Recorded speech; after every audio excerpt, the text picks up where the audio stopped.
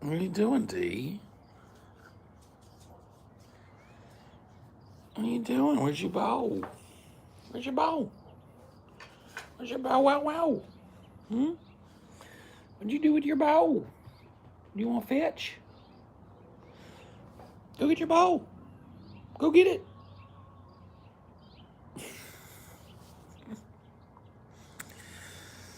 Oh, D. Oh, D. Oh, D.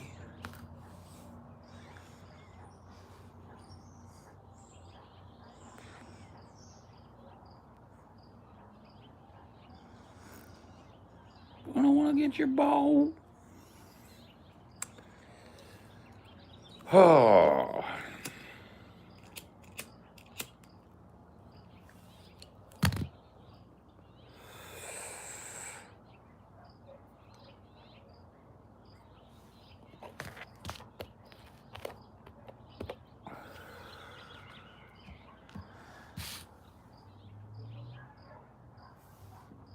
Oh, hooey hooey. Tehachapi, huh? All the way up in the mountains, eh?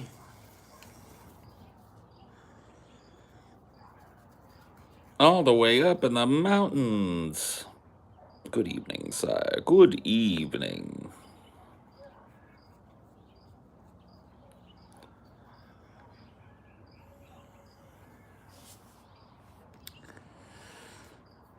Ah.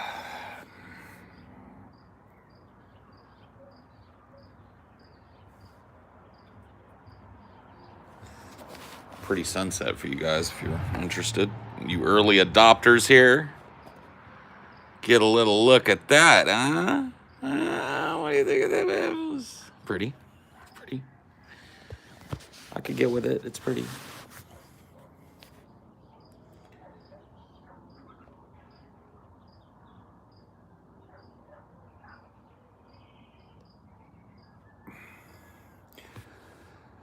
Not too shabby. So many Jews are in showbiz. Tom Cruise isn't, but I heard his agent is.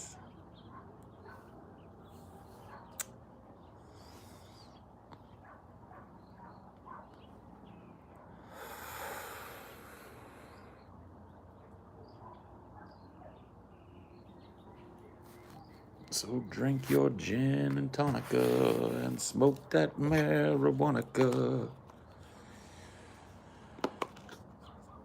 If you really, really, really wanna go, have a happy, happy, happy, happy Hanukkah. Hey!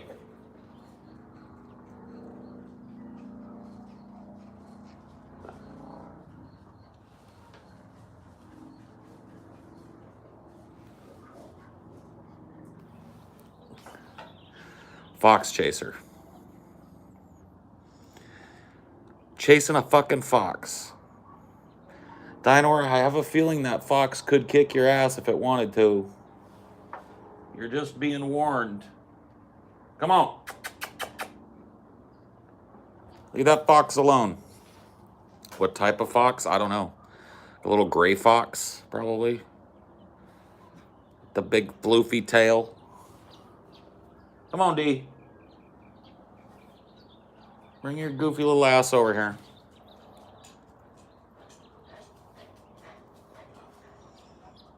Bring your goofy little ass over here, my little fox chaser.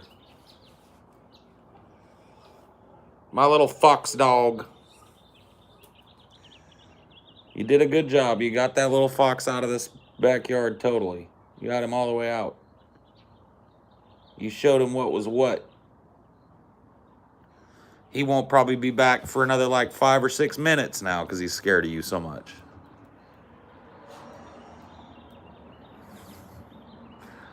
Dinor the fox chaser.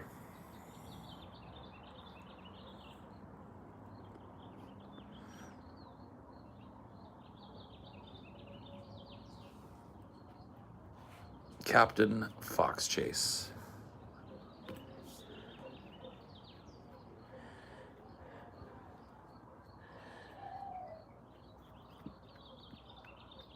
Not another dog that saw that fox barking?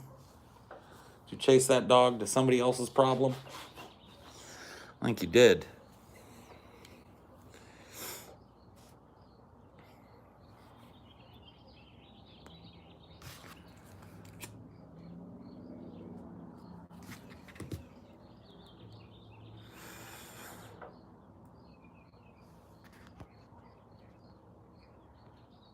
Do you think animals understand that an ecological end is coming?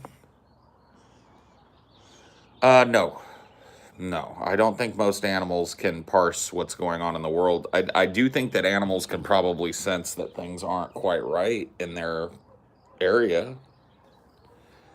You know what I mean? I think animals have an innate idea of how much prey should be around and what temperature it should be, but like as far as like animals, you know, having some kind of instinct that tells them that shit's coming down, I really don't. I really don't know.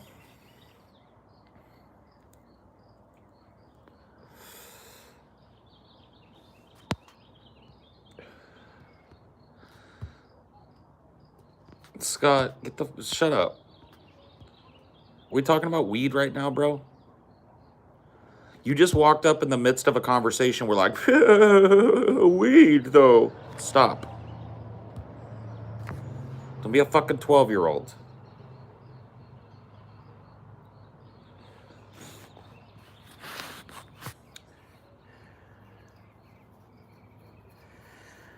Oh my God, just the constant fucking lecturing is starting to get to me. I really don't understand. And I feel bad because like I really thought by now the lectures would have had to like been tempered down. But eventually I'm just going to pull the plug on these fucking lectures. There won't be any lectures. They'll just be bans. And that'll be that. Asinine doesn't even begin to describe some of these fucking questions. Off topic, asinine, fucking just apropos of nothing, out of nowhere, like self-centered, fucking does Paul like what I like, weed questions, just garbage.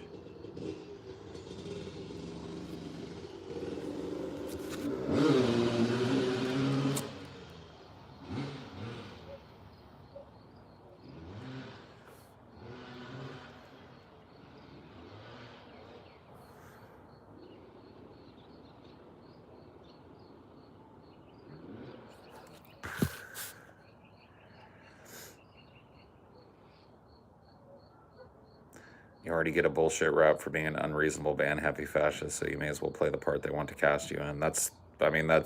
Dude, it's actually helped.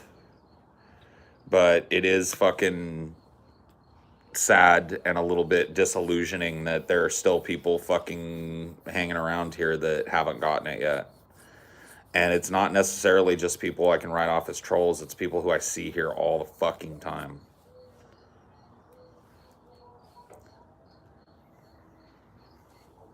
Just is what it is. Heard about the Israel border thing getting hotter. Makes me consider your thing from a few nights ago about it being a potential thing to pop off in a bad way. Yeah. You think so?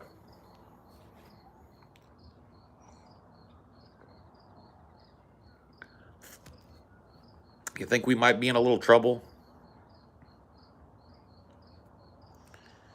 Think the world might be having a little fucking upheaval?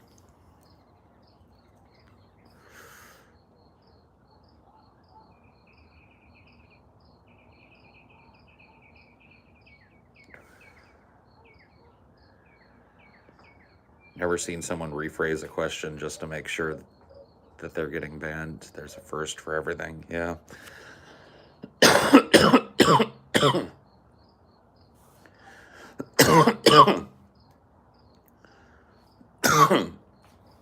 So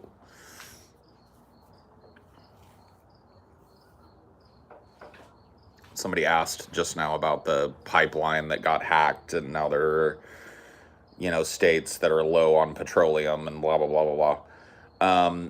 These types of things are indicative of the coming collapse. So we had the lodged boat in the Suez that effectively halted about 25% of global commerce on its own. Derek Jensen calls these collapse fulcrums, where a small, easily targetable single thing can cause widespread devastation and widespread economic damage, widespread supply chain disruption. So as these resources that we talk about so much here become more and more scarce on the planet, these finite resources that we all require, Johnny Bumpins,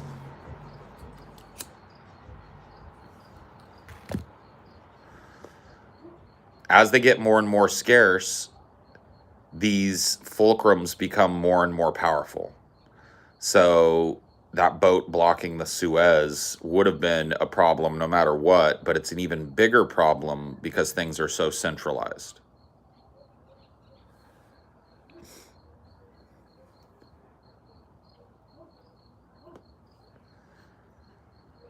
And so this is another example of something that you guys, unfortunately, especially you young folk, are going to see many times in your life.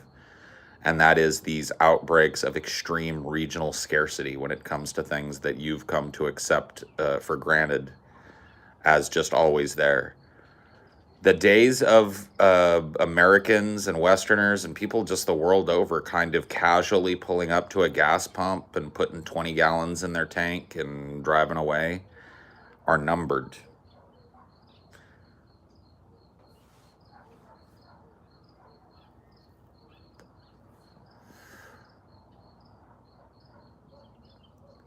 Like, them days is over.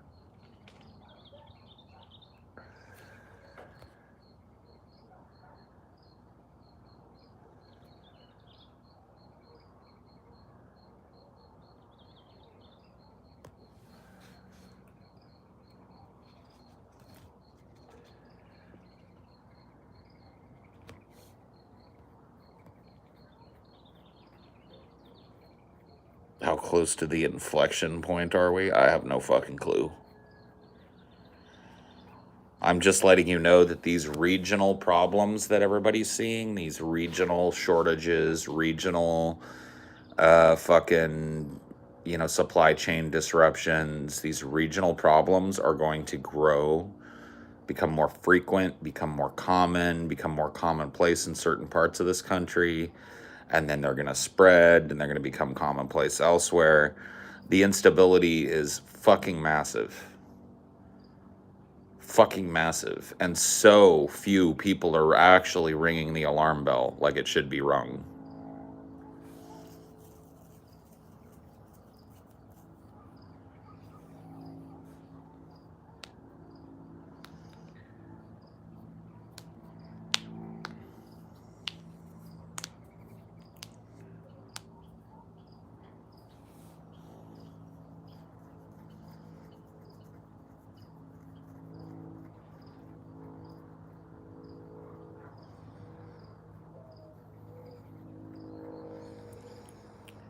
People are blaming the hacks on the pipeline on Russia. It's entirely possible that it was Russia that did it. I mean, I don't know who fucking hacked it. Do you? We know that Russia has the fucking, you know, infrastructure to pull off shit like that. We know they have whole secretive departments that are dedicated to cyber warfare, just like we do, just like China does. Maybe it was Russia that did it. Who the fuck knows?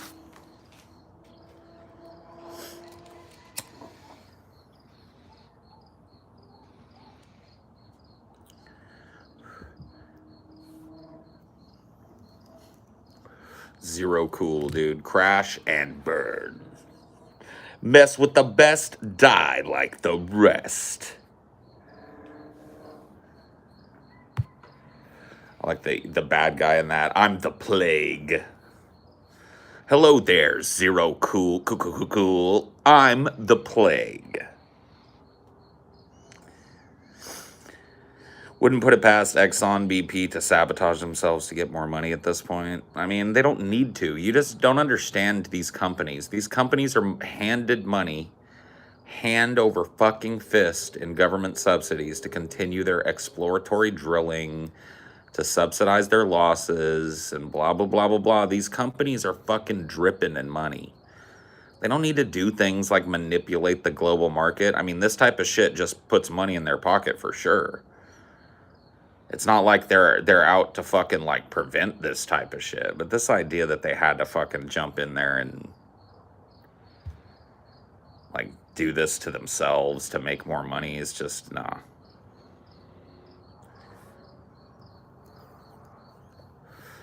No, it's just a happy accident for them.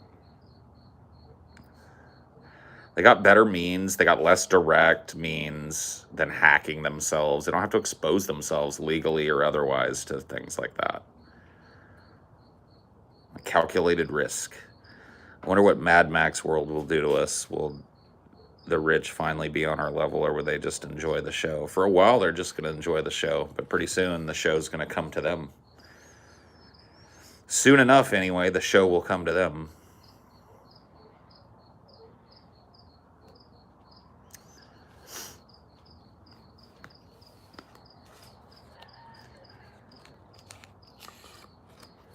This show isn't one that people are going to get to passively watch, no matter how many resources they have. This is a show that's coming to everybody's fucking front door. It's coming to every little town and every little region of this fucking country.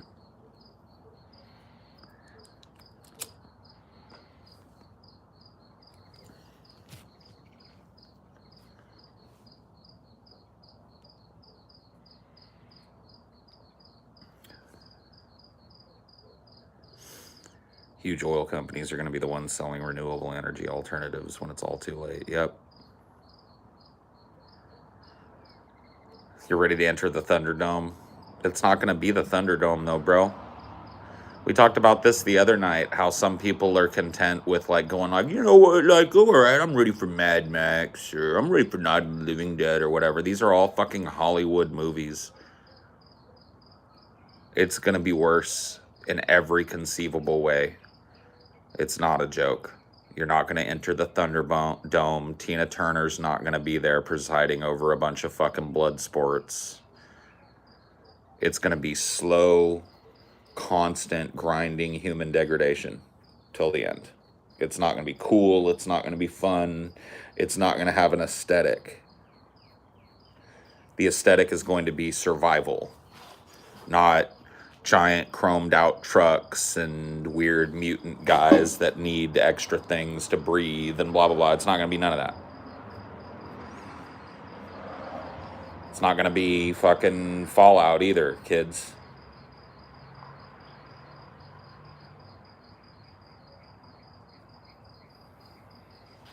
Hey there, smooth skin. Looks like you survived the collapse too, huh? A little worse for the wear. Not that I should count.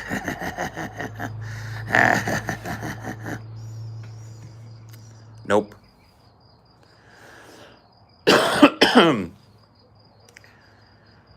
It's going to be starvation. It's going to be horrible, horrible human predation. It's going to be human degradation. It's going to be misery and unabated suffering worldwide. It is not going to be fun. It's not going to be a mood. Like all this shit, all this idea that a lot of people have that like, all right, man, well, I'm just ready for the collapse. No, you're not. Nobody's ready for the collapse.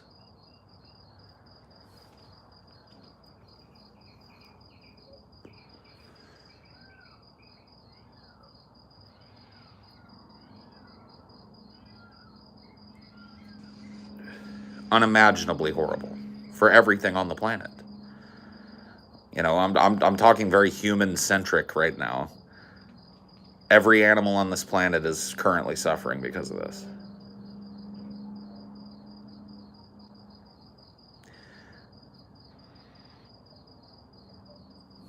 When will you realize degradation waits for you? But doom. Slow down, you crazy child. You're so ambitious for a juvenile. But then if you're so smart, then tell me why are you still so afraid?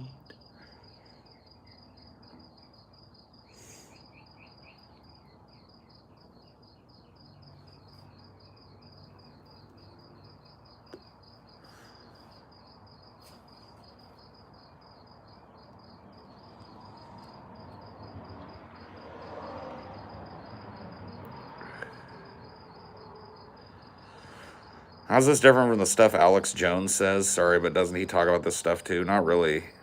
Hey, Mr. Naughty Priest, how goes it, sir? It's the harvest going, friend.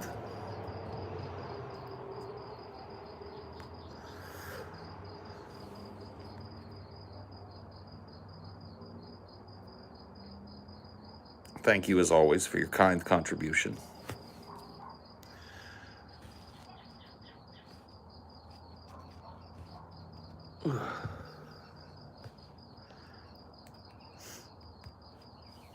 Slow down, what's the hurry about? You better tune it in before you burn it out.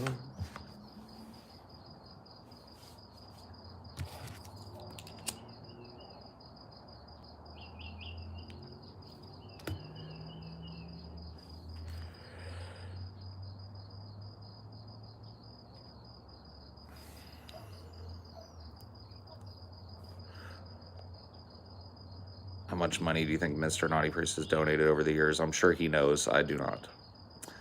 Alex Jones talks all secrets. It's no secret that there will be tens of millions of refugees. By 2050, 40% of the global population, between 40 and 45% of the global population, will be seeking refuge from climate-related disaster. I want you guys to let that sink in. Somewhere between 40 and 45% of the global population will be seeking refugee status due to climate-related disaster by 2050.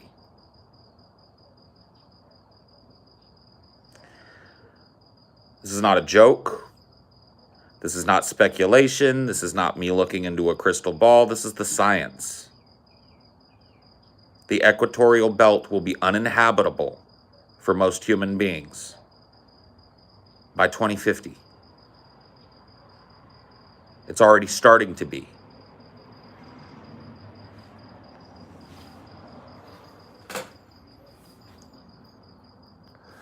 Not that it's going to be too hot. It's literally going to be too humid. The dew point is going to be such for most of the year in this area that human beings cannot survive. I'm trying to remember what that point is called. The wet... I can't remember what it's called. There's a certain amount of humidity that it's like human beings can't process it. Like, you can't stop sweating. Sweating adds to the problem. You're constantly being dehydrated as soon as you walk outside. You can't be outside for more than a few minutes.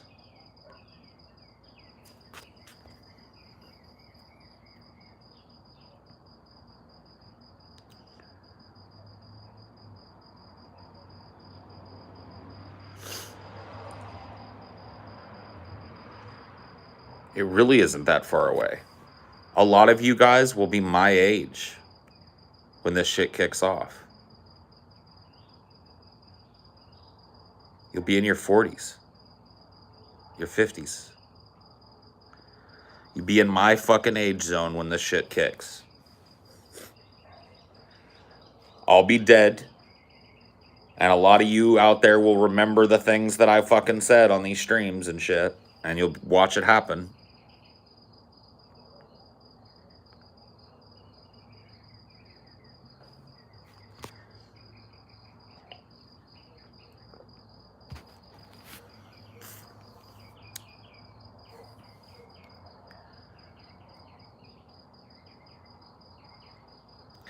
It's already kicking now, Green.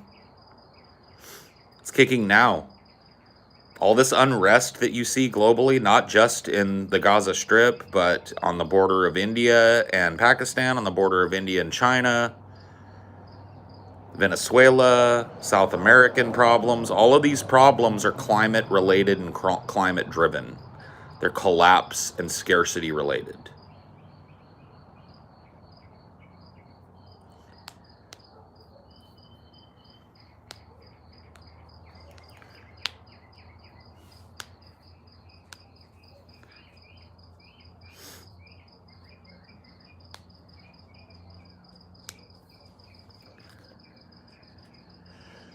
It'll hit us older folk harder, waiting to collect our 401k and IRAs and such, only to have collapsing stock market destroy your retirement. Yeah, and you know, you could say what you want, but capitalistic society is inherently ageist.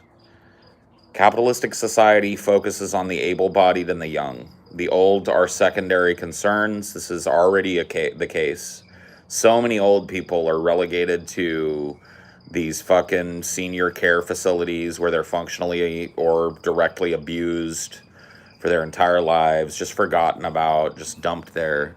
The balance of their life ends up being dumped in some fucking facility somewhere to while away their years, and this is considered to be like mercy and common humanity for old people. Where do you think old people are going to be when the collapse starts? If they already occupy such a low bar and such a low concern here in America now, before the collapse proper has engaged, what do you think old people are going to get in the collapse? There are going to be much more important things to worry about.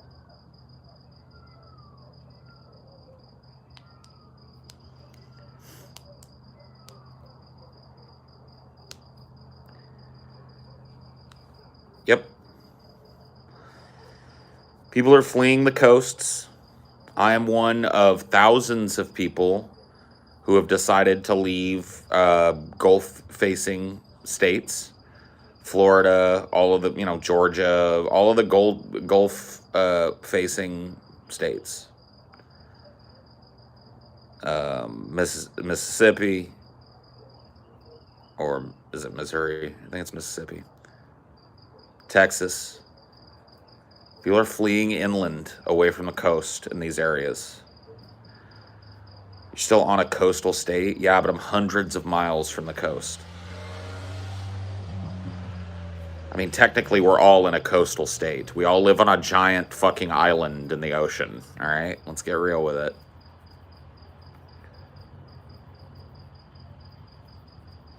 Yeah, I don't live right by the beach, boy.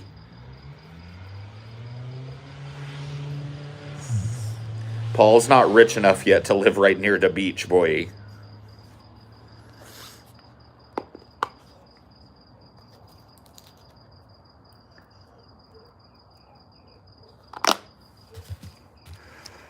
Ingrid, I hate to burst your bubble, but I am the pincushion man. Those of you that live in the interior of the United States are going to see some of the worst upheaval. Where do you think people fleeing the large cities on the coast that become uninhabitable due to heat or tide rise or inclement weather or all three, where do you think they're going to flee? Where do you think they're going to settle? They're coming for your quiet little town. They're coming for your quiet little community. They're coming to buy up all the land in your quiet little suburbs and build houses on them. They are coming for the interior.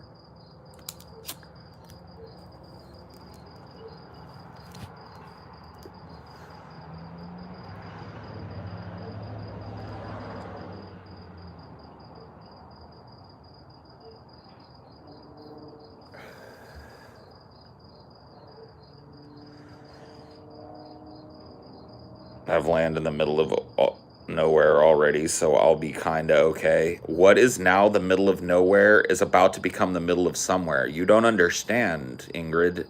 Billions of people are going to be seeking refuge.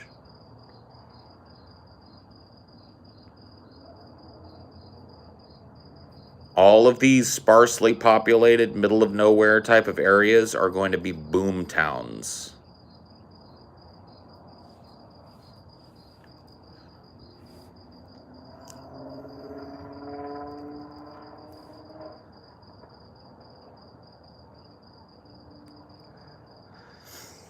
I mean, I'm not saying you're better situated than most. I'll give you that. If you already have a fucking plot of land out in the middle of nowhere, you're better situated than most, because it's going to be people in small towns that get hit first with it. There are going to be this mass influx of people into small towns and medium-sized towns that don't have the infrastructure or job base to support the people that are coming in, aren't prepared for the growth.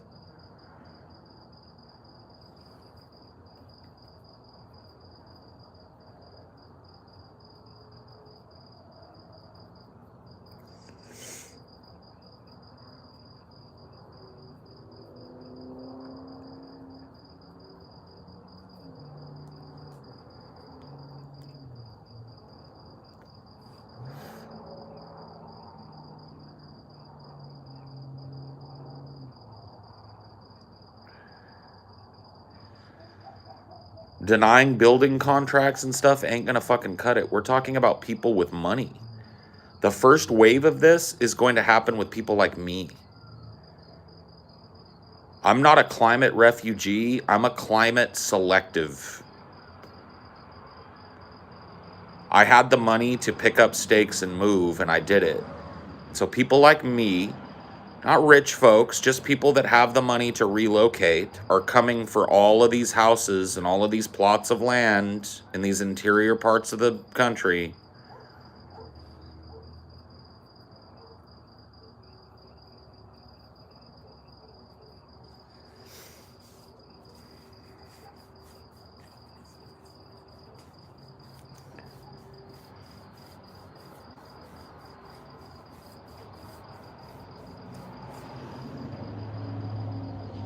So would this make northern Canada the place to go? I mean, you will see people fleeing the equator in both directions. So formerly sparsely populated, colder areas of this planet will become mega population centers over enough time.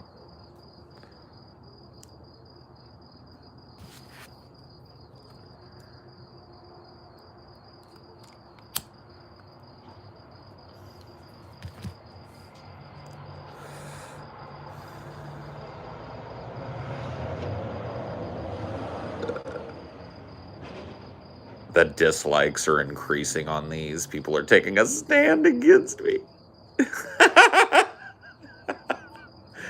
Dislikes, dude. Oh, fuck me, man. You guys remember the days when dislikes mattered fucking at all? Pepperidge Farms remembers. The dislikes on these.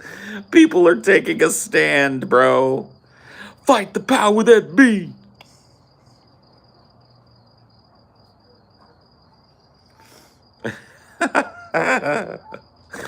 Taking a stand. He got banned, but that was actually, that troll made me chuckle, dude. That was a pretty good one.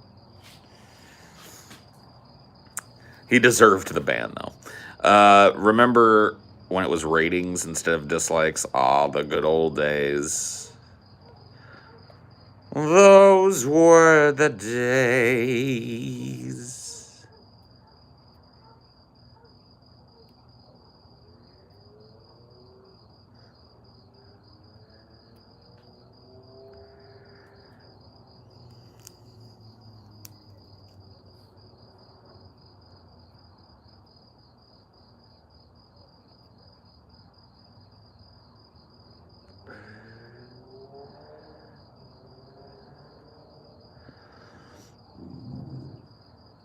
No, the dislike button for comments is literally just like a monkey button. That's what I like to call it.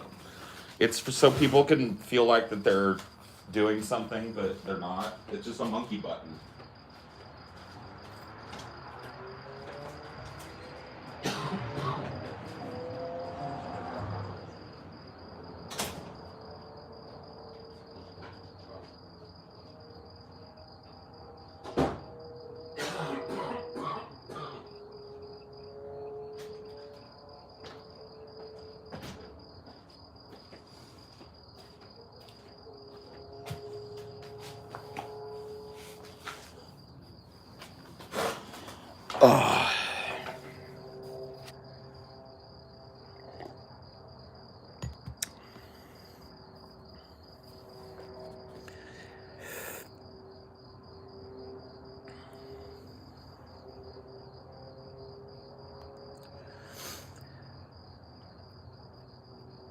It's a monkey button, Johnny.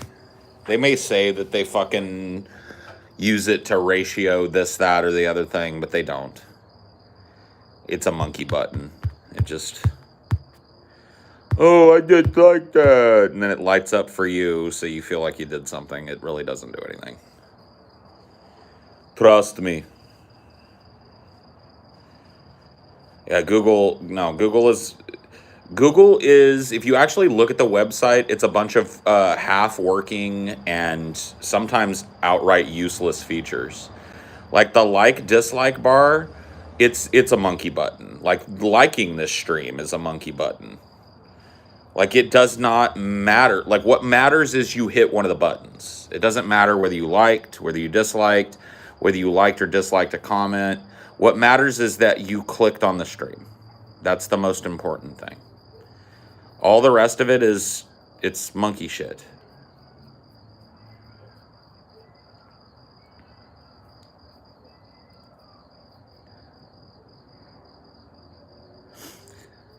Likes used to matter, yes.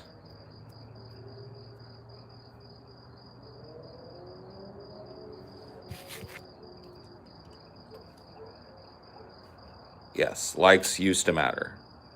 There was a time when YouTube used the like to dislike ratio on your video to heavily influence its algorithm. It doesn't do that anymore. It's a monkey button now. I like this. I don't like this. Thumb up, thumb down. They might use the internal numbers for something, but it's a black box.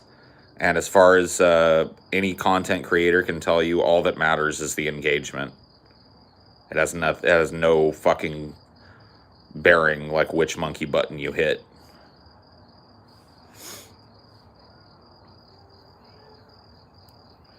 Yeah, it's a stand-taking button.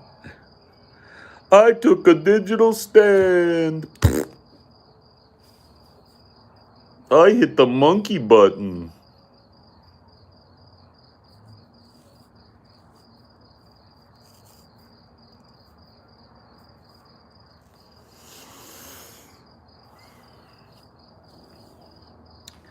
It's like thoughts and prayers, yeah. Thoughts and prayers, y'all.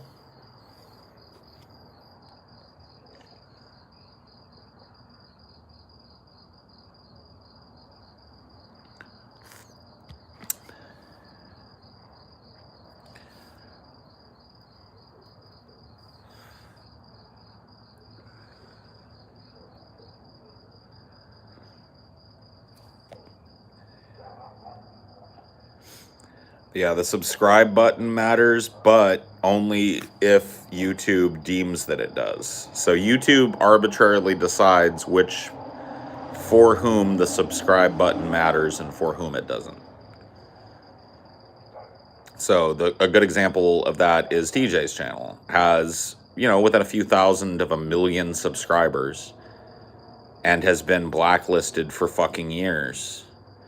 Just now recently started to get monetization again on his channel and has had to literally bleep every fucking other word that he says in order to get it. It's a total joke. $1.99. Thank you, Marlon, for the thumbs up. Marlon Benson. The Midwest Marilyn Manson. Marlon Benson.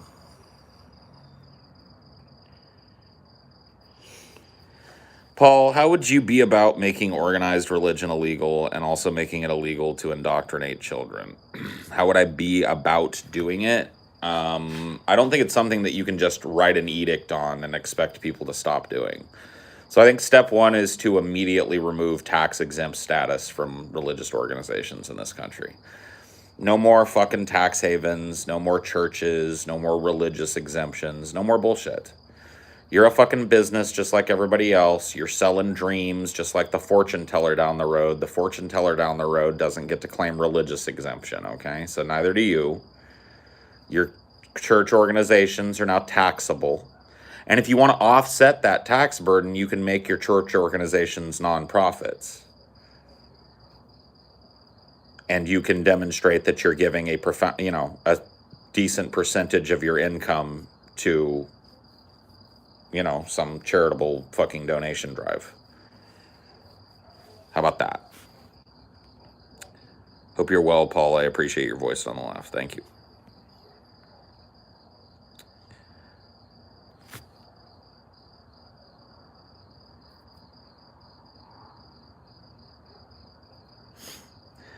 It's not about outlawing religion. It's about taking advantage of the weak position that religion is in. Organized religion is dying in this country, slowly but surely. It's bleeding. It's hemorrhaging adherents. It's hemorrhaging people who are willing to engage in the hypocritical practice of it. Generational to generation, people become less religious, not more religious.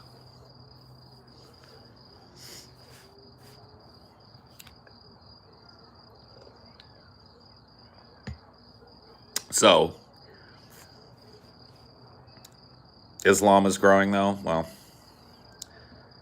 you know, the exception that proves the rule, I guess. Tax the churches, tax the religious organizations. No more tax havens in this country for religious fucking zealots. Let them pay their fair share like everybody else, like every other fucking business. And then slowly watch them sink into irrelevancy as people are no longer really, only true believers are really interested any longer in being fucking preachers, because it's not something you get to get rich doing anymore. And, you know, let it fucking shrink and slowly die on the vine. Just help it along.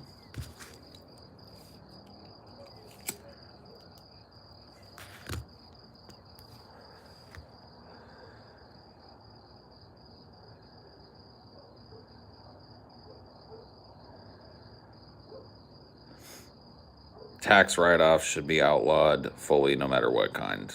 I mean, I don't know about write-offs necessarily. I mean, a lot of really regular people benefit from tax write-offs, bro. Wouldn't that just make them manipulate people into giving them more money, though? They already do a fantastic job of it. Yeah, if they could manipulate people into giving them more money, they'd be doing it right now. Like, you don't understand. Like, these prosperity gospel ministries are fucking, like, they're sinking. They're besieged with lawsuits and shit. They're becoming ever harder to start up as a scam. It's just slowly but surely becoming less and less profitable to be a religious person. Taxing the religious organizations would only double or triple down on that. And then all you'd have is true believers left in the fucking church, which I think most Christians would probably appreciate anyway. But really all it does is hasten the death of the religion. Mega churches exist because they're giant tax havens.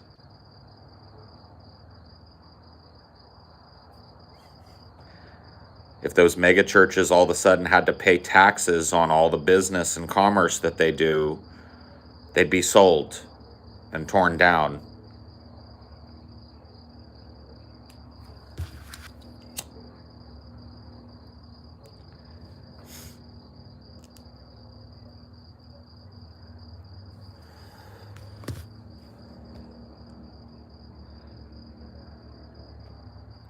We could finally loosen the stranglehold Catholicism has. Yep.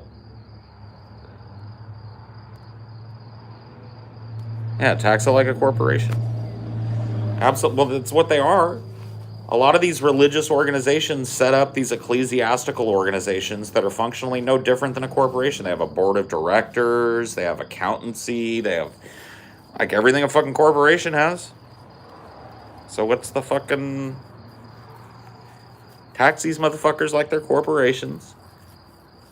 Tax the individuals at the helm of the fucking organizations on all of the money they take out of these religions. All of a sudden, you've got an organization where only true believers want to be involved because there's really no money to be made doing it.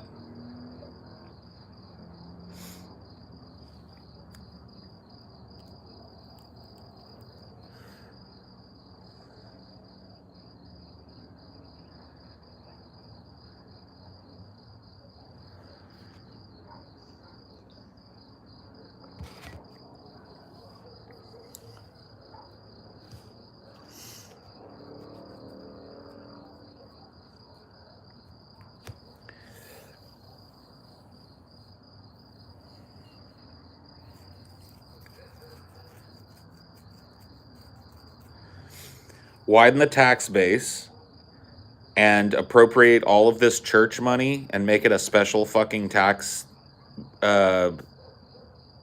make it a special fucking tax allocation that goes directly back into the communities these churches exist in. Force these churches, rather than paying their fucking pastors exorbitant salaries, to reinvest in the communities that they exist in and preach to and draw worshipers from, or else go out of business.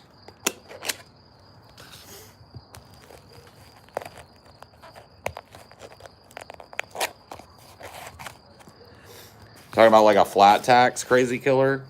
Like a 1% tax on all goods and services or whatever, no matter what. No exemptions, no exceptions.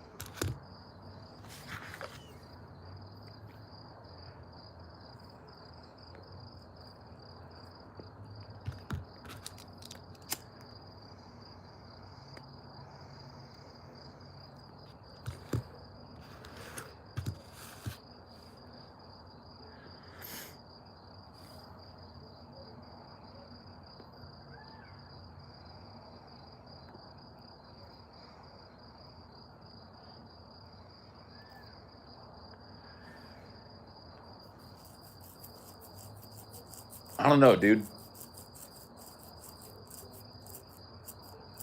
I'm thinking about this flat tax proposition. It's like, it would really put the burden on the rich. You would have to make sure that you tax all of their purchases, even import purchases and shit. I mean, you'd have to probably tax those at even higher rate to really make this functional, but it would shift a lot of the tax burden in this country to the rich. The rich consume more than anybody else around them. They have more resources. So a 1% tax on your jug of milk, I mean, that's not going to really functionally change the price of milk. But a 1% tax on a giant fucking full floor, top level condo in New York is going to be a fucking significant chunk of money. A yacht, the purchase of another business, 1%. All stock trades, 1%.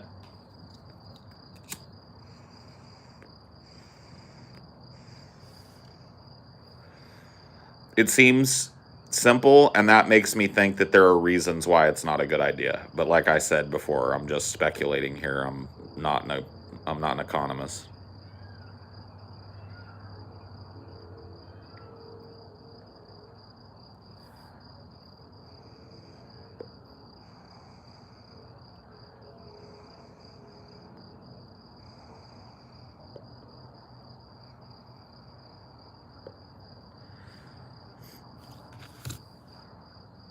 Am I economos? Am I not economos? Am I not the bull bear economos? The great mighty bull bear?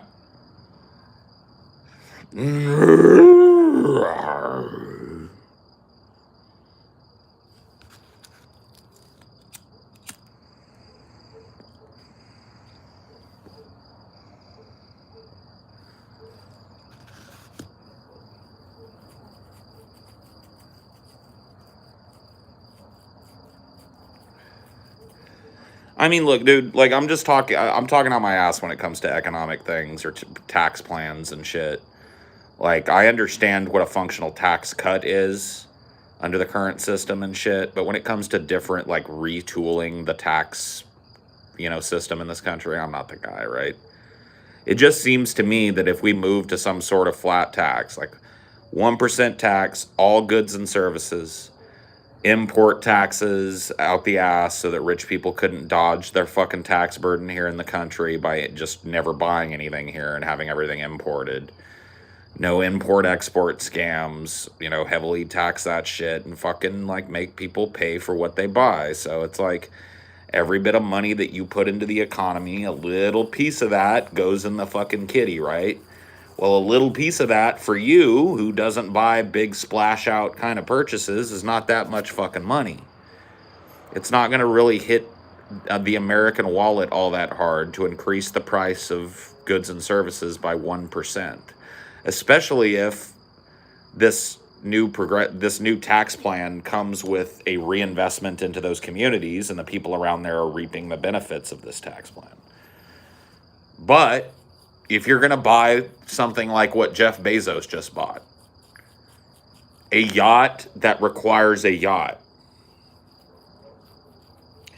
Jeff Bezos's yacht owns a yacht. He bought a yacht so big and opulent and complex that it requires a, quote, support yacht that goes with it everywhere it goes. So him splashing out on that, 1% of that purchase, that's a lot of fucking dough.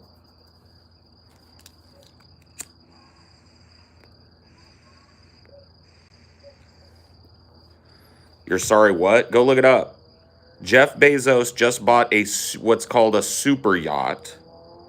These are these big, giant fucking yachts that you hardly ever see because they're usually fucking moored somewhere in St. Bart's or some shit, some tax haven. And it's so big and complex and has so much staff and so many things that go to it that it, quote, requires a support yacht. So it has a second, smaller yacht that has to be staffed and that goes everywhere that it goes to supply the big yacht with all the staff and blah, blah, blah it needs to run the way Bezos wants it to. So it's a yacht that owns a yacht.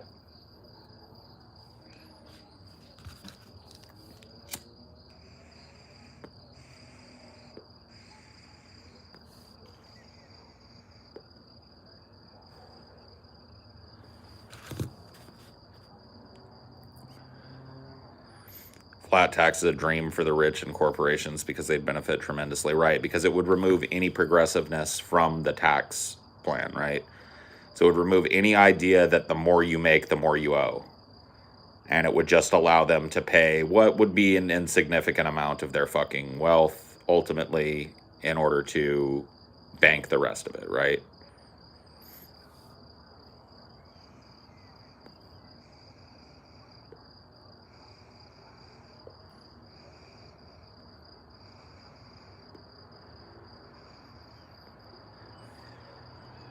Let me ask you guys a question. At this point in time, is there really any functional reason that you can think of why we shouldn't cap personal wealth at $1 billion and just tax 100% of all personal earnings over that?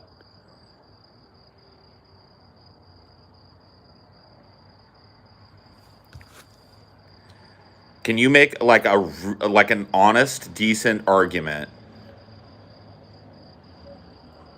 at this point in time against an action like that?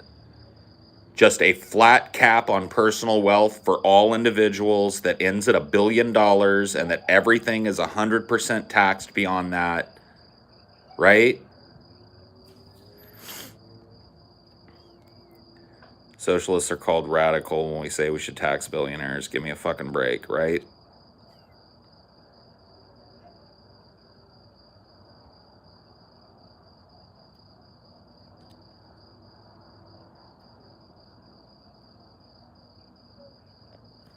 Cap that shit, right?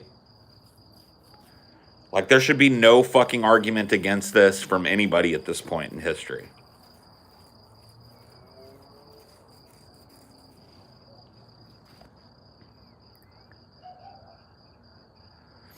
It's a good question, Phoebes.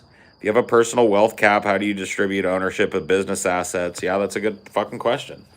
Because that would push your fucking wealth cap over in a lot of these big businesses, right?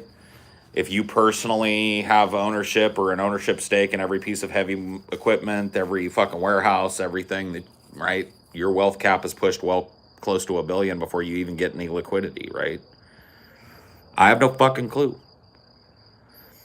I'm just saying that at this point in history, the fact that people can splash out like Bezos just did is fucking disgusting. There's just no argument at this point in history for not taking 100% of everybody's earnings over a certain amount of money. Like, maybe even make it less than $1 billion. Cap that shit at 500 million or some shit. You got a personal net worth of $500 million. Every fucking dollar that you make beyond that is taken by the fucking government and put into government programs to improve the communities that you live in and the world that you live in. Period. And if you don't like it, see, there's this whole fucking idea that if you do stuff like this, all the rich people will leave. And I'm just like, oh no, this is America. You know what we do with a vacuum in the market? We fill it. There are going to be plenty of people that would be happy to make $500 million a year to fill that fucking gap. Let these rich fucks leave. Might be a hardship while we wait for some intrepid individual to fill the fucking gap, but let them go. You want to let them have a pistol in your mouth?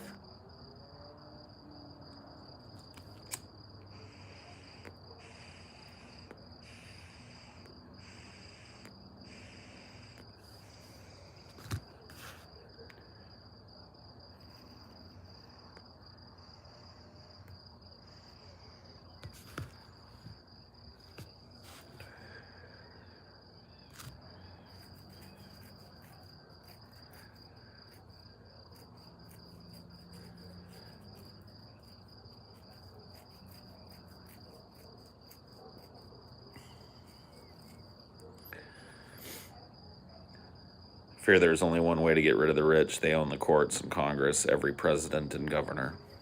Well, I don't know that there's just one way.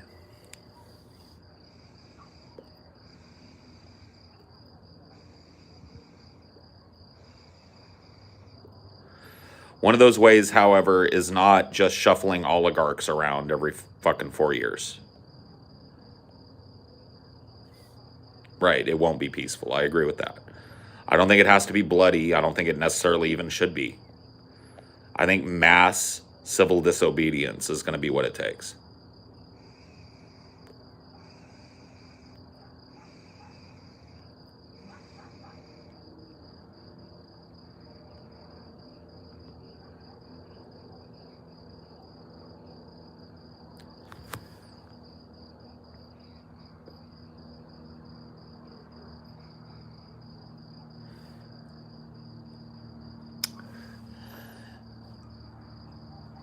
Israeli terrorists are called commandos.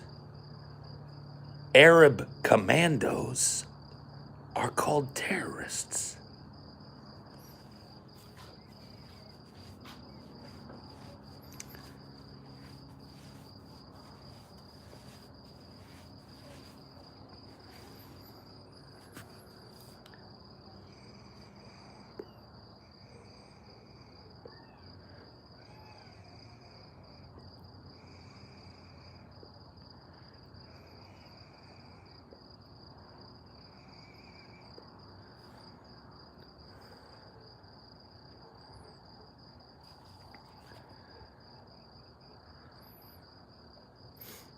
I think that if there's even a stench of rebellion against the larger order of things, it would get stomped out quick since we don't have much class solidarity. Well, we need to start building it.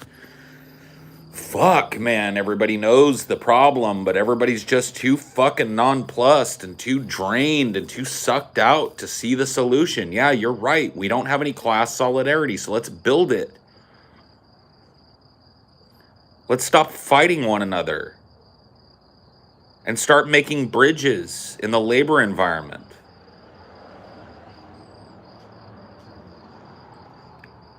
Ban this fucking idiot, please.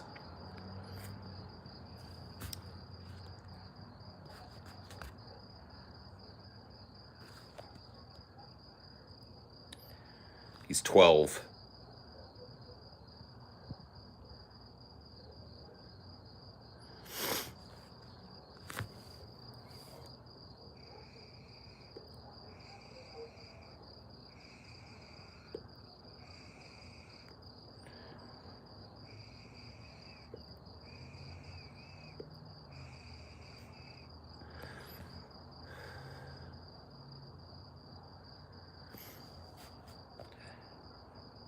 Everyone sees a solution, but we are worked 6 to 7 days a week, so we're too tired and drained to see the common enemy, which is the 1% and imperialism. Sure. Their auto ban features on YouTube. God, I wish there were. I wish I could have a bot come in here and just manage everything.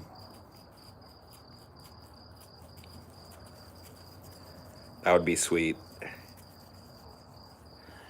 Like, YouTube is in dire need of some actual fucking chat control.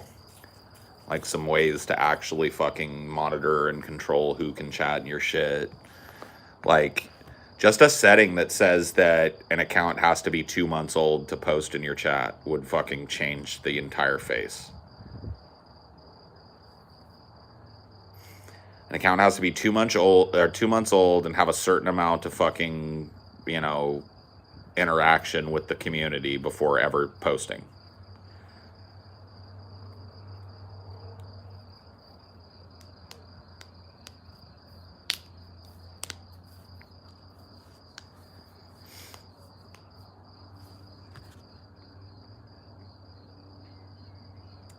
Yeah. Class solidarity manifesting in the no one wants to work memes that you've started to see popping up on fucking privately owned business stores. Nobody wants to work for fucking peanuts, guys. You're starting to see class awareness and class solidarity there. It's not just fucking those signs are not just on the doors of you know, predominantly leftist areas. They're on the doors of leftist areas, they're on the doors of fucking southern towns. You need to understand.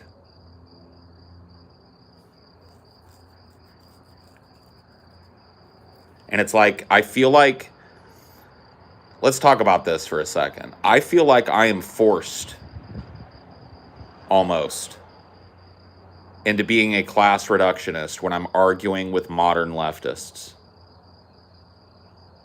I feel like they force class reductionism by refusing to admit that social progress doesn't fucking even begin to address 99% of the problems we face on this fucking planet, and that local social progress is not worth the trade-off in social regress in the world that we export into the global south.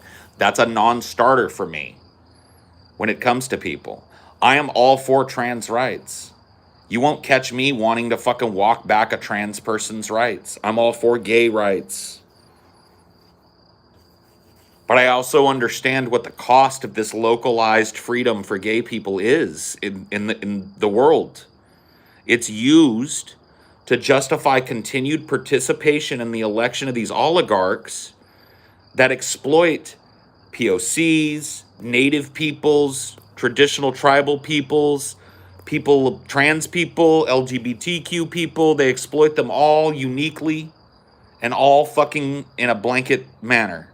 And all of that is exported out of this fucking country as misery, misery, misery, misery, misery. So if you care about fucking trans rights, if you care about fucking gay rights, you need to stop electing oligarchs that go and hold hands with bin Salman.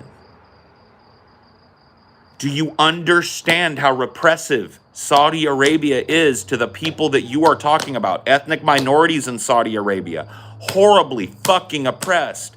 LGBTQ people, oppressed to the point of not even being able to be in public. Trans people, forced to live as what they completely unallowed to fucking go after their own gender identity. And you vote cyclically again and again to put these fucking people in office, and you call it a fucking noble thing that you're doing for trans rights. What about global trans rights?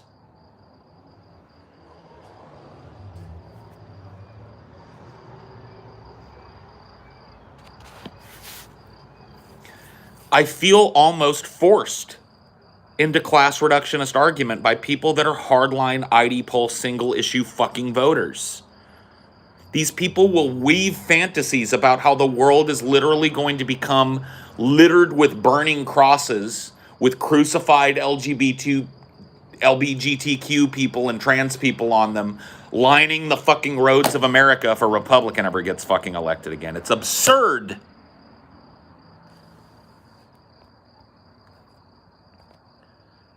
Is there legal tobacco in the pipe? No, this is just pipe tobacco. I do smoke weed from this pipe from time to time, but this is, right now I'm smoking this Virginia Cream. It's a tobacco company. The GLP's tobacco company. I don't know. Good stuff. Virginia Cream.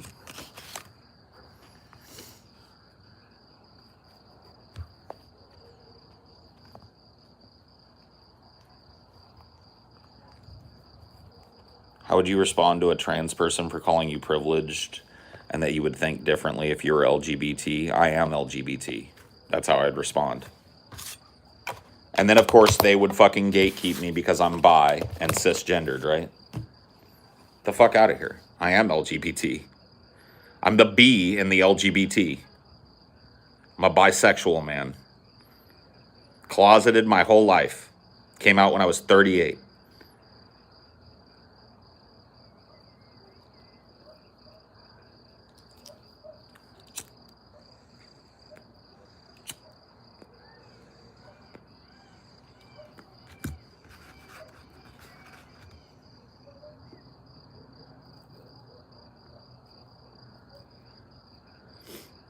When did you find out? What do you mean, when did I find out? Find out that I was bi? That's not how it works.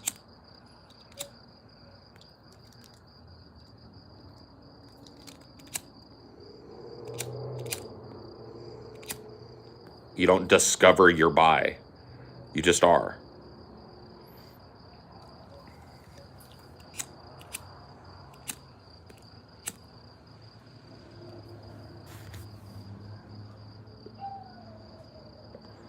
Good for you, Spinosaurus. Good for you.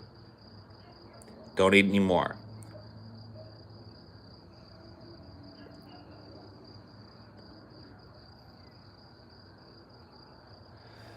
Not all trans people would say that they aren't nearly as oppressed as me, but the ones that would say that are correct. That doesn't change the fact that this fucking country exports hideous oppression to the very minorities we claim to care about due to the cyclical nature.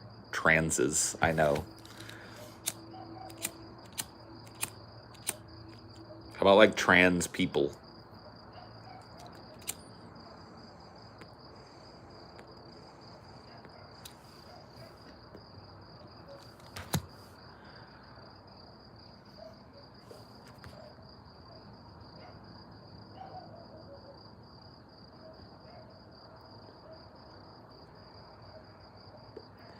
I have no fucking clue what you're talking about, Papa Cap.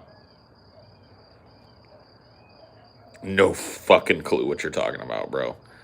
Gay is still slung as an insult as far as the last time I fucking checked. I have no clue what you're fucking talking about. That's just like gibberish bullshit. The transes versus the cisses.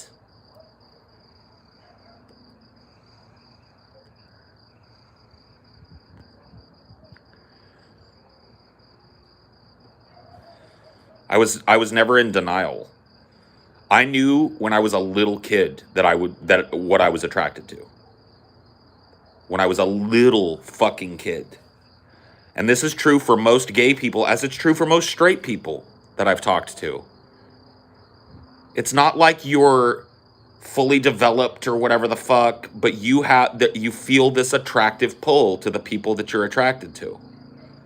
When you're a little kid, you express that shit because you see it in the world and you're learning about it. Right? When I was a little kid, the first person I ever fooled around with sexually was another little boy. My best friend.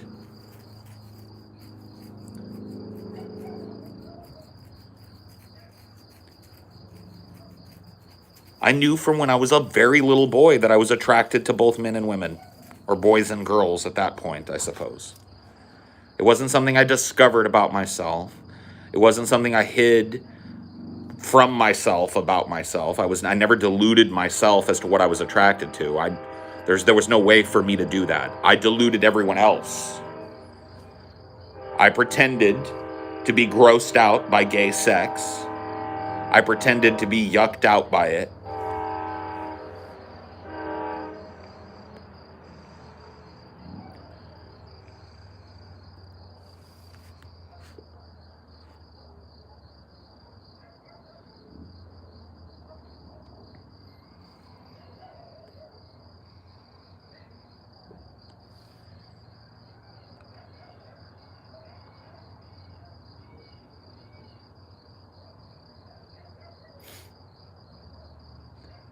Calling someone gay is an insult. Doesn't have much weight behind it anymore. When someone calls me gay, I don't care because it's 2021. We moved on. And you're complaining about this?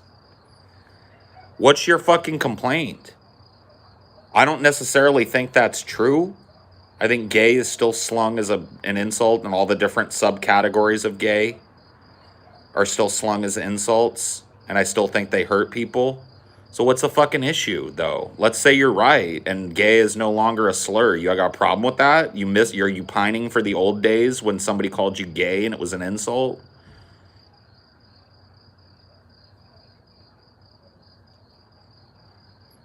This is that Papa Cap dude that was talking about how he like, now it's an insult or some shit to be called not gay. I don't know what the fuck you're talking about.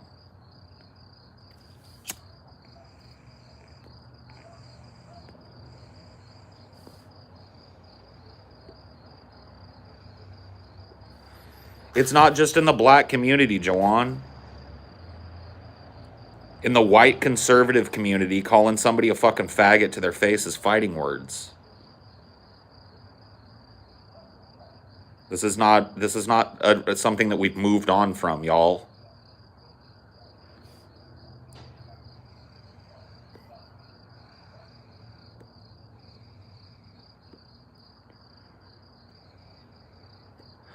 People still don't want to be perceived that way.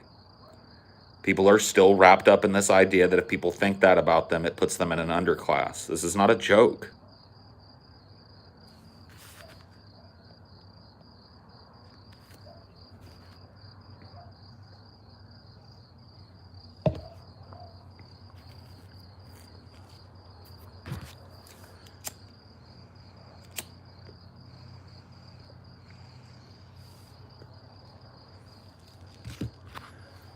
In Hispanic communities, maricon, that's fighting words.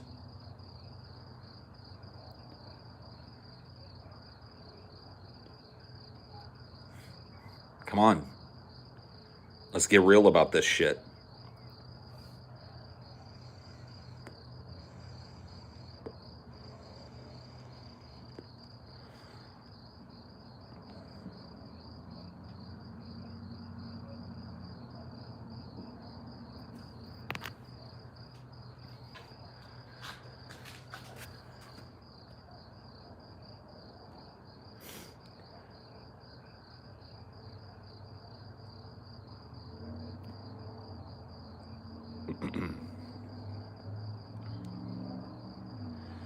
I think what Papa Cap meant is that it's a good thing that people generally don't see gay as insulting. All right, well, I didn't read it that way. So if that's the case, my apologies to Senior Papa Cap.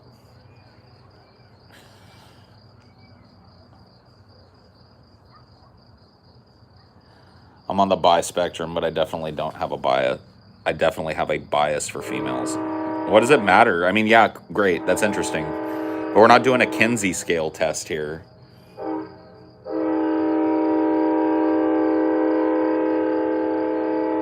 Good toots. Great toots. It's all good, Papa Cap. Sorry about that. You got a little salt explosion. It happens. You're no worse for the wear.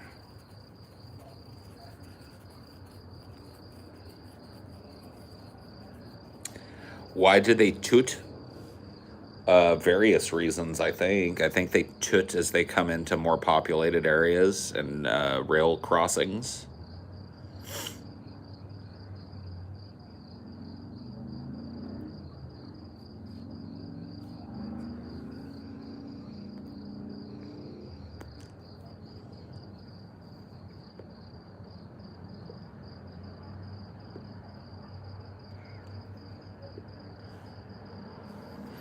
Do you still hold your position on asexuality? Sure. Yeah, I don't really functionally think that asexuality exists.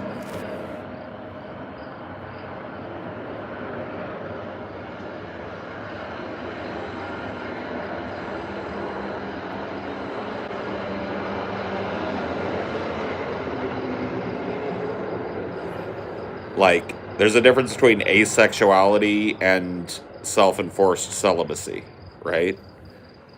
So I have a feeling, I feel like a lot of the people that call themselves asexual, and this is not to cheapen their fucking pain, but a lot of the people that call themselves asexual have made a choice to self-enforce celibacy. They're not asexual.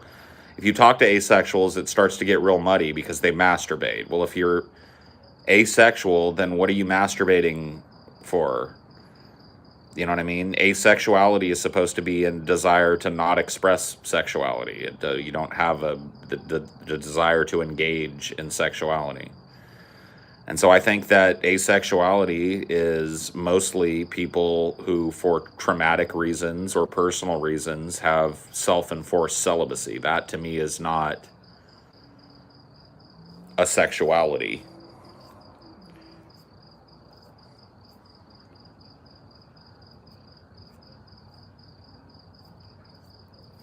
I think that asexuality is also, like, I'm going to be fucking real with you guys. I think it's also closet language for a lot of people. So a lot of men or women who have same-sex attraction at young ages might start using the gender expression of asexuality to explain why they're not dating.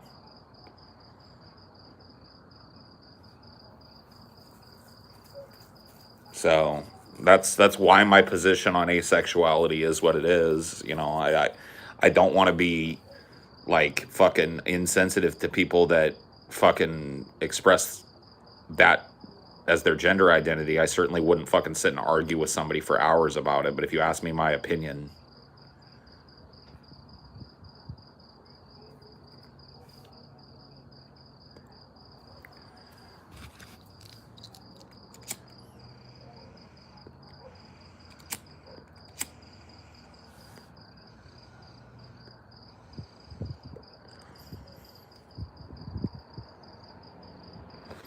Paul erases asexuals. Whatever, bro. Ultimately, let's put it this way. It's not on me to deign whether asexuality exists or not. You asked my opinion on it.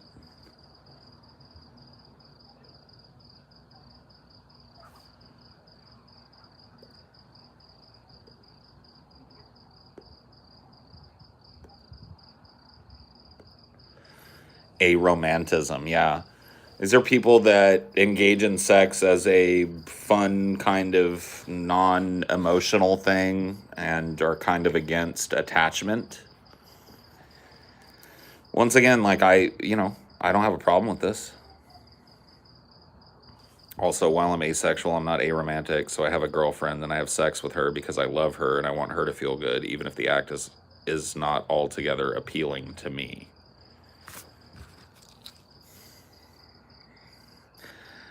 I'm sorry, Johnny. It just gets all very fucking confusing to me. So you have sex. You're in a normal. Well, I'm normal. You're in a typical heterosexual relationship with an active sex life. You have romantic feelings towards your partner. You get sexually aroused and engage in the sex act with her, but you're asexual.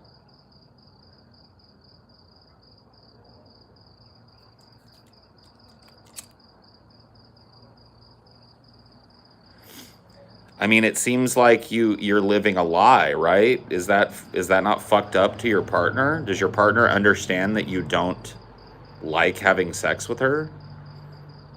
Or is she okay with the idea that you're basically just a dildo for her because you don't really want to be engaging in that kind of activity with her and you're only doing it to please her? Wouldn't it make sense for you to find somebody who's also not aromantic but is asexual so that you don't have to fucking engage in something that you don't want to?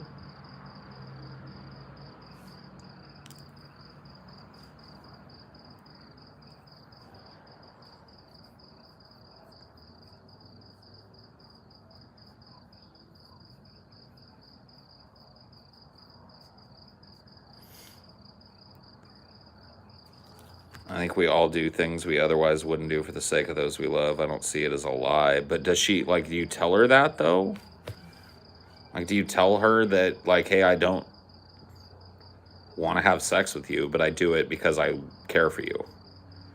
But it's an act that if you all of a sudden told me that you never wanted to do it with me again, I'd be totally fine with. It just means really nothing to me, and I take no pleasure in it. You know what I mean? It seems like that if I were in that type of relationship, I'd have a problem with it, right? I would feel guilty even asking a person in that position to fucking have sex with me. You know, I would never want to live with a person who engages in sexual, acts with me out of a sense of like pity or, whatever it is. She understands and is okay with the situation, though I can see where a lot of people wouldn't be okay with it, but that's why she and I are okay. Fair enough, dude. Hey, I'm not in your fucking. It is what it is. Like I said.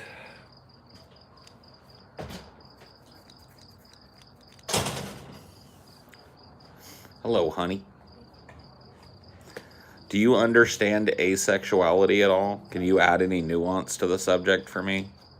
Well, That's the discussion. My best friend is asexual and she's married to another asexual dude, so.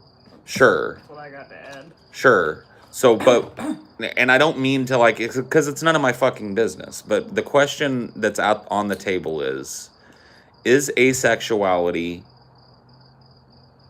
an expression of sexuality, or is it a reaction to a biological or trauma-based problem? I mean, since I haven't named my friend, I could probably say that in her case it was trauma related. So. Sure. Right. So, in that case, asexuality is more like a personal choice to remain celibate. I mean, I wouldn't say it's a personal choice. I don't think she could if she wanted to, but right. It's a reaction. It's sure. Not as like innate, I guess, maybe. I mean, that does add nuance to what I'm talking about, so I appreciate it. I don't know a ton of asexual people, so I can't speak right. for all of them. No, I mean, no, you do. The fact that you know a functioning asexual couple, though, it adds nuance to the discussion, so it's interesting.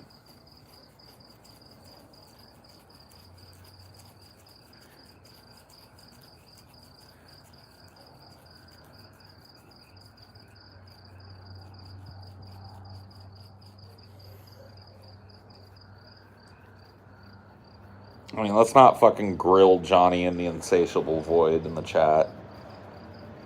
It's just gonna fucking encourage side conversations and shit, and it's not like he stepped up and you're asking him to explain something that clearly, like, it's a prying question. There's clearly a lot of, like, really personal fucking shit wrapped up in this designation that people take.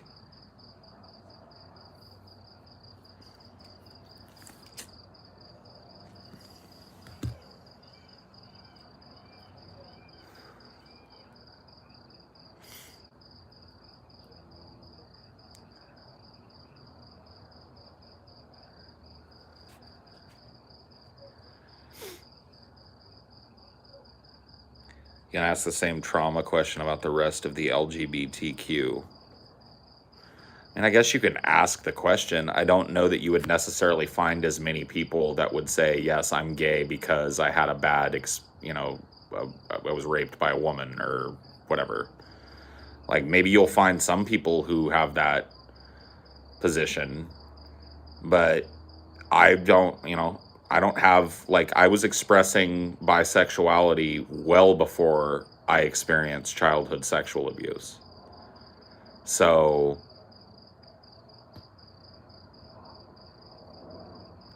you know what I mean? It's the old nature nurture argument all over again, right? And when it comes to sexuality, what I've learned over the last 10 years of my life is that it is so much more complex than I ever gave it credit for. And I think maybe my take on asexuality, or at least my opinion on it, is an outcropping of that, kind of older way of thinking about gay and straight. All the nuance between the two didn't really exist when I was a kid. You were either a straight person or a gay person. And being a gay person was a bad thing. Socially a bad thing, made you unable to be involved with other people, and you had to involve yourself in a community of other people that were like you. It was deviant and it was wrong. And it was laughable and gross and all of that shit. It was the butt of every joke. And, so I'm stewed in that. Like, I can't escape that part of my nurture. So it has taken a lot of self-reflection for me to get to where I am on sexuality and the complexity of human sexuality. And, I'm still learning, I guess, is the point. I find it endlessly interesting. Human sexuality is so fucking interesting to me.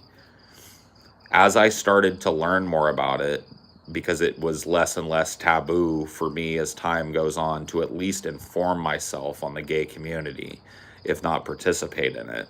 I remained closeted for a lot of the years that I did this. But I was also able to start actually looking into human sexuality, and it's just an infinitely interesting topic for me. Super duper complex. And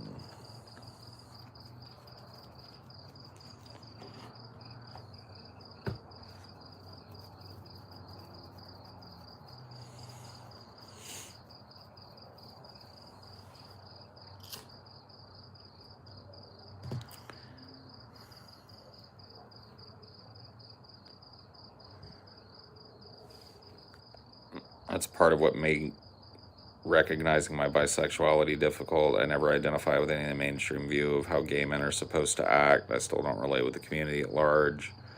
Well, all of that whole how gay men are supposed to act was reinforced by massive stereotyping when we were children. When we saw a gay person in media, they were, oh my God, honey, just like basically almost like a femboy or like a trans person. Oh my goodness. And they'd have long nails, and they'd,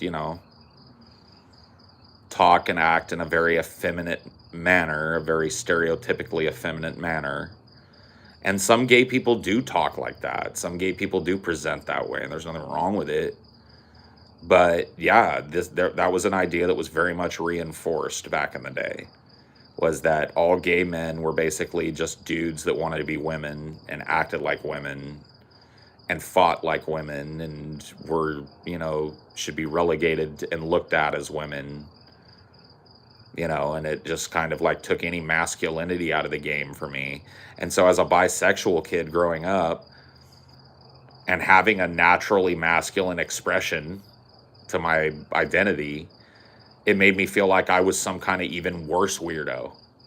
Because here I am thinking about all these things, some of them just inherently gay, right?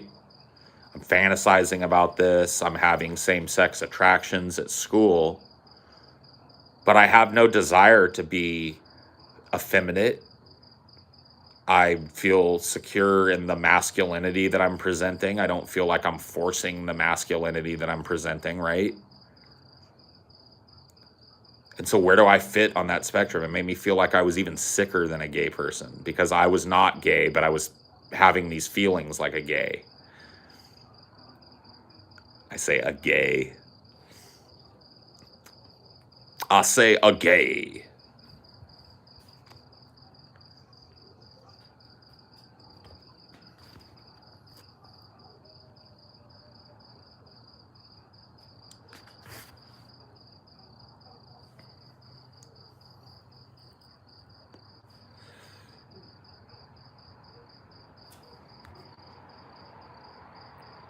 I have a similar masculine expression for a woman, and sometimes it's hard because I am pressured by society to be cute and talk a certain way and act and so on, and I hate it. Yeah, sure.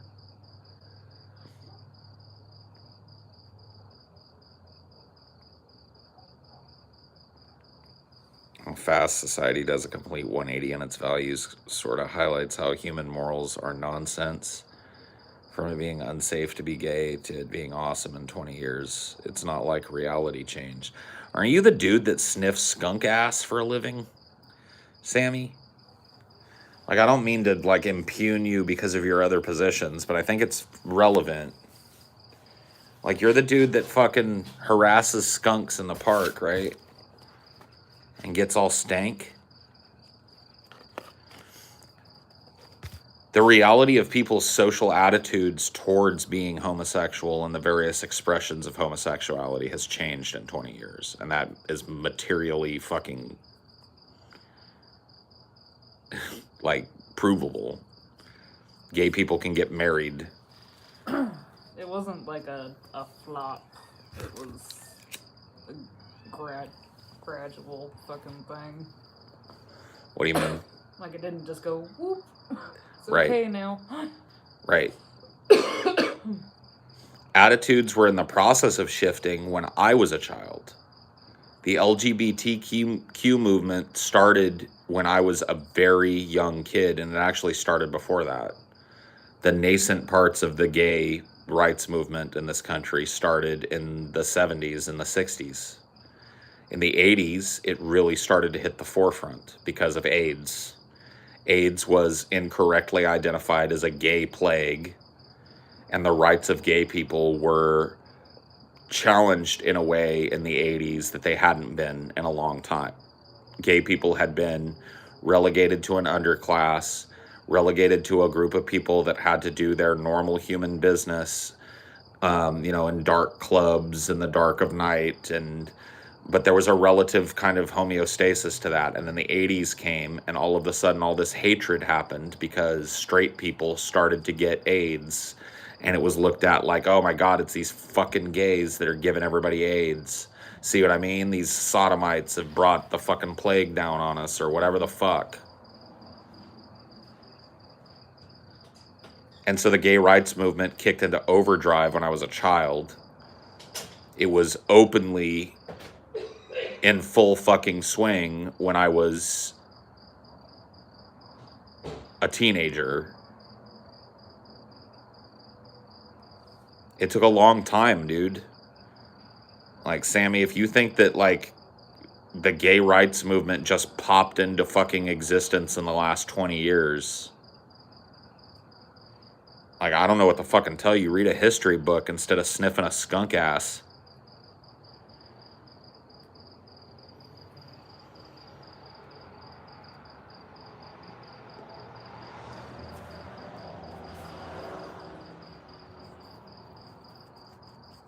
I might be finishing an AIDS vaccine. That's so cool.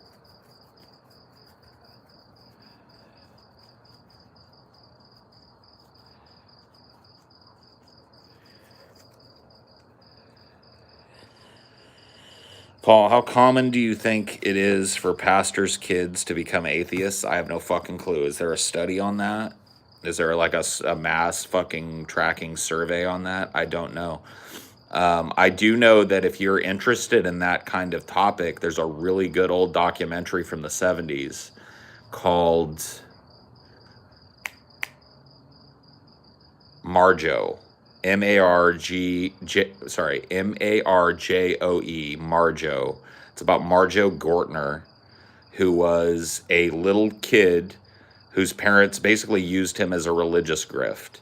He was a little kid who was trained to talk like a preacher from a very young age, and they would take him around and call him the world's littlest preacher.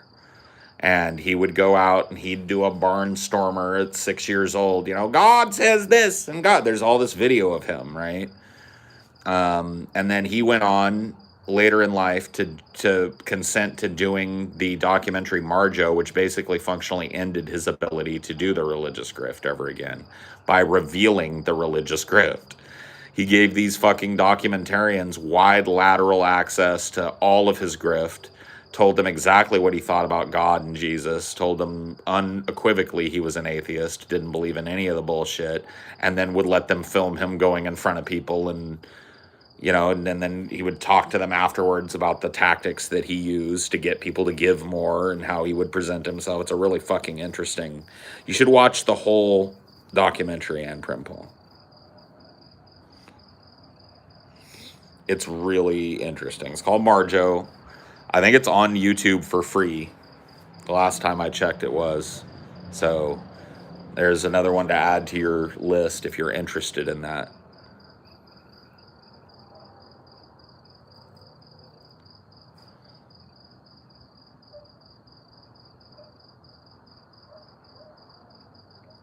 With an E at the end. Joanne. Marjoe. Marjoe. It's fascinating things, yeah. My name is Marjoe Gortner. I'm only 6 years old. I'm here to kill the devil, or whatever he used to say. He had a little song he would sing and blah, blah, blah, and he'd go on the fucking radio and he'd be like, you know, God loves the sinner but hates the sin. He's this little 6-year-old boy doing this shit. And then he basically revealed the grift of the prosperity gospel and tent revival gospel in the 70s. You know, blew up his own ability to ever work in those types of environments ever again. Exposed the hypocrisy behind it. But yeah, pretty funny stuff. How can you call it the Holy Land when all these innocent children are being killed? It's satanic land, if anything.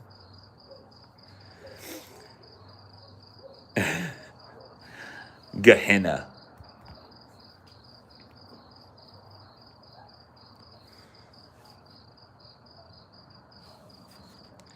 In your ideal society, would there be any sort of legal oppression of religion? Legal oppression. Other than the fact that I would tax every goddamn church organization. And this is like, you're talking about my ideal society. We're talking like a far future resource-based economy.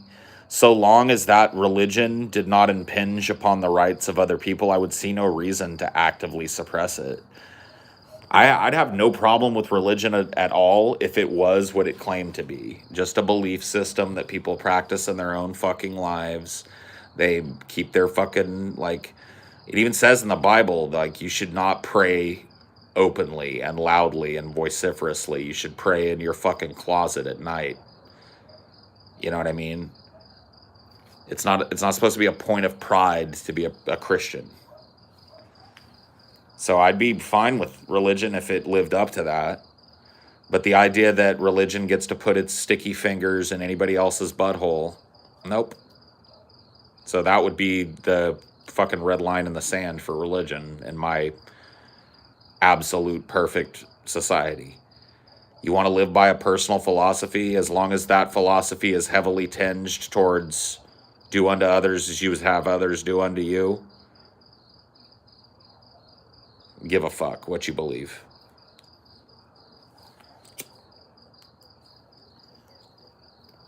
The minute you try and take that fucking religious belief and apply it to somebody else's life, that's when I get a problem with you.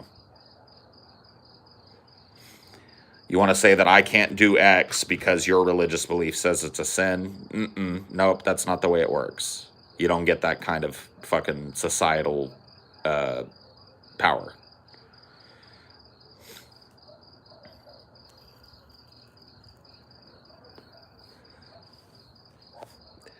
My name is Marjoe Gortner. I'm 6 years old, and I'm here to give the devil 2 black eyes.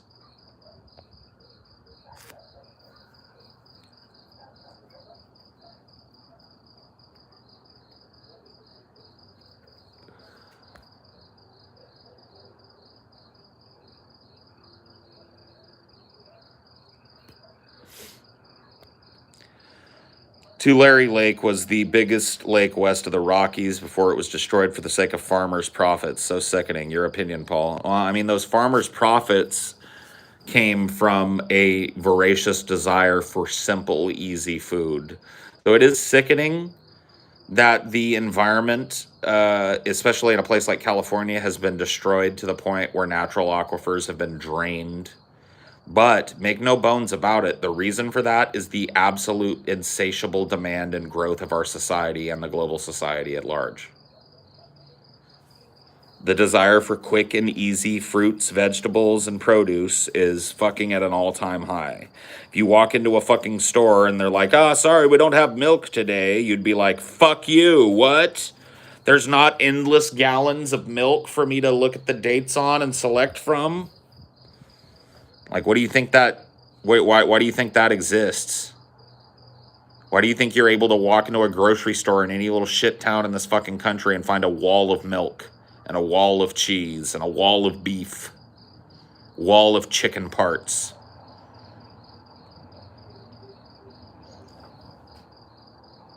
It's because we long ago gave up the idea of having Tulare Lake.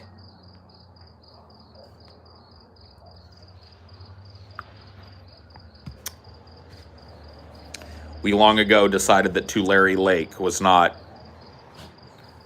as important as having that. And by the way, it's only one of a bunch of rivers and natural bodies of water in California that have been utterly destroyed in the name of voracious capitalism. Utterly destroyed. They're actually talking about damming up the last remaining rivers in California to create new lakes. That's how desperate the situation has to be. They're talking about destroying entire ecosystems that have existed since before man existed in California to suck the last little bit of water.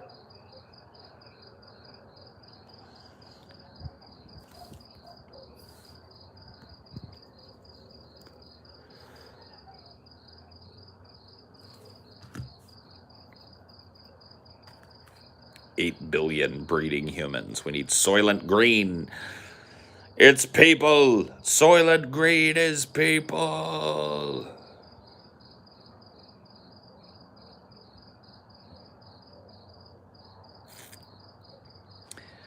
$7.674 billion people and counting, each and every one needing shelter and hundreds of pounds of food a year, healthcare, and transportation, and growing exponentially.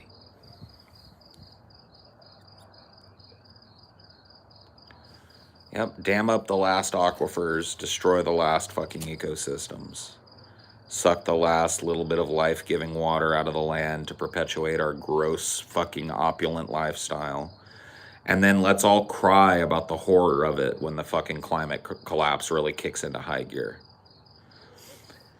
That'll be the refrain of the hypocrite, ladies and gentlemen.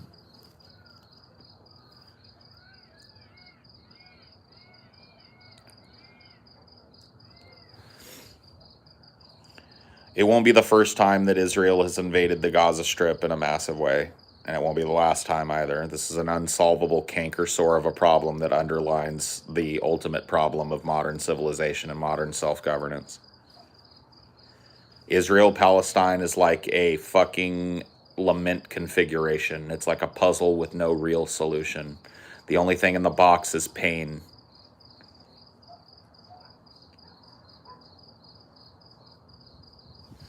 And people don't understand this. People think there's some kind of two-party solution in this area. There is no two-party solution in this area. This is an unending, grinding degradation of humanity that will continue going on so long as there's material support for it. And then beyond.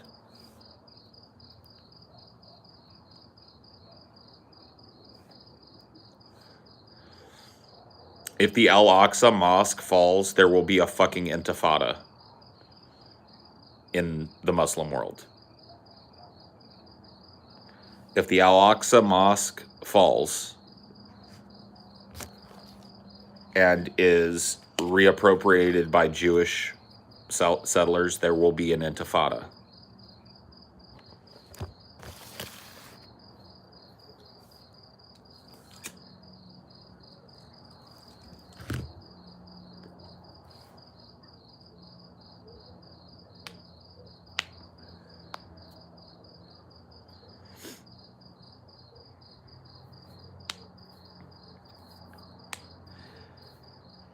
And America and Israel is looking forward to intifada. Lots of money to be made, of course. Lots of excuses to move more materiel and personnel to the Middle East, to tighten our fucking death grip on that region and the last little bits of oil that lie underneath it, and the unexploited natural resources of the region.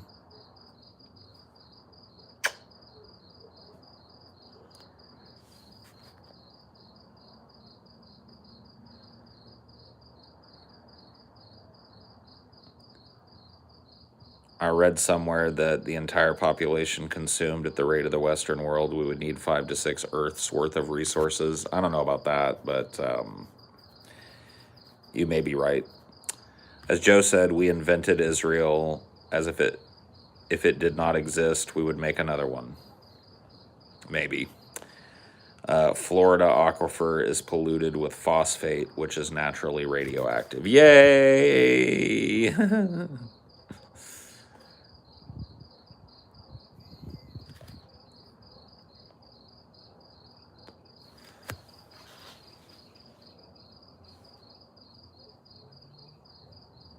All right, Smile Lee, I'll hold you to it. Go out there and become a millionaire and make my fucking movie career happen. Let's do it, you and me. You're the money, I'm the idea, man. Let's do this. Let's do this shit. Jab, jab, jab, jab, jab, jab, jab, jab, jab. Please clap. Dad, I'm the governor of Florida, Dad.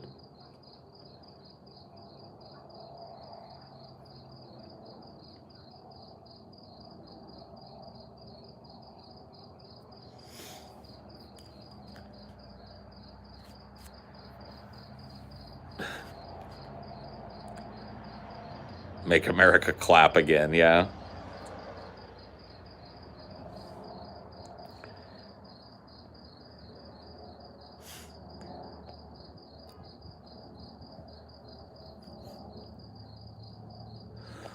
Dude, Please Clap would be a straight out dope movie.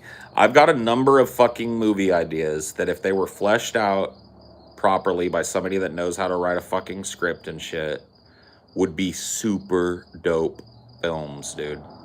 Super dope. Super duper ultra dope movies, dude. I've got ideas for the fucking Star Wars universe that would be so dope if they took my fucking position. Oh my god, dude, if they were willing to go and explore the Star Wars universe in the way that I fucking would like to, oh my god, it would be amazing. I've got Star Wars ideas, I've got fucking ideas for pretty much all these old like horror franchises and shit for reboots or reimaginations. Dude, I'm all over it.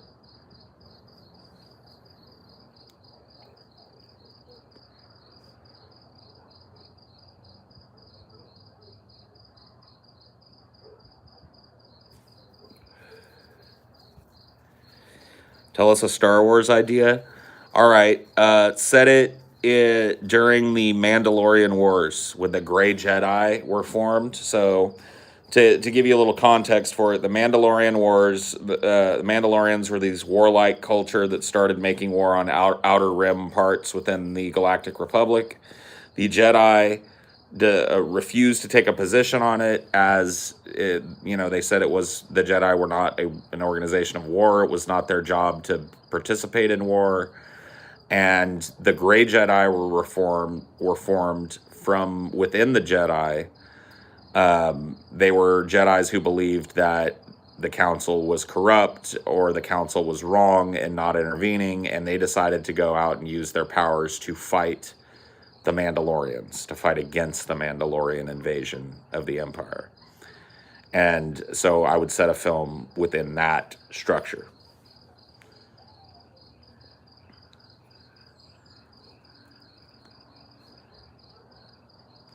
So like a pre-prequel, yeah. Like rewinding it and taking it, like, to making a point of taking it completely out of the Skywalker mythos. I don't want there to be like any like fan service that implies that there's some fucking, I don't want one of the Grey Jedi to be a distant relative of Palpatine or fucking Skywalker or any of that shit. None of it. I want it to be completely separate from the cyclical retelling of the Skywalker story that seems to have come, you know, it's done. All that stuff, leave it where it is.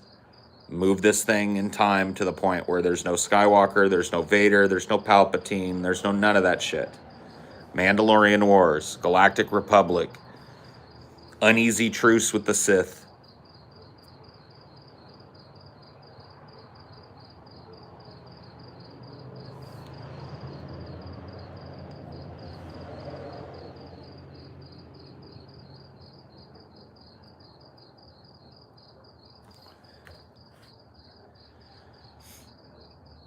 Yeah, no rehashing of the original film.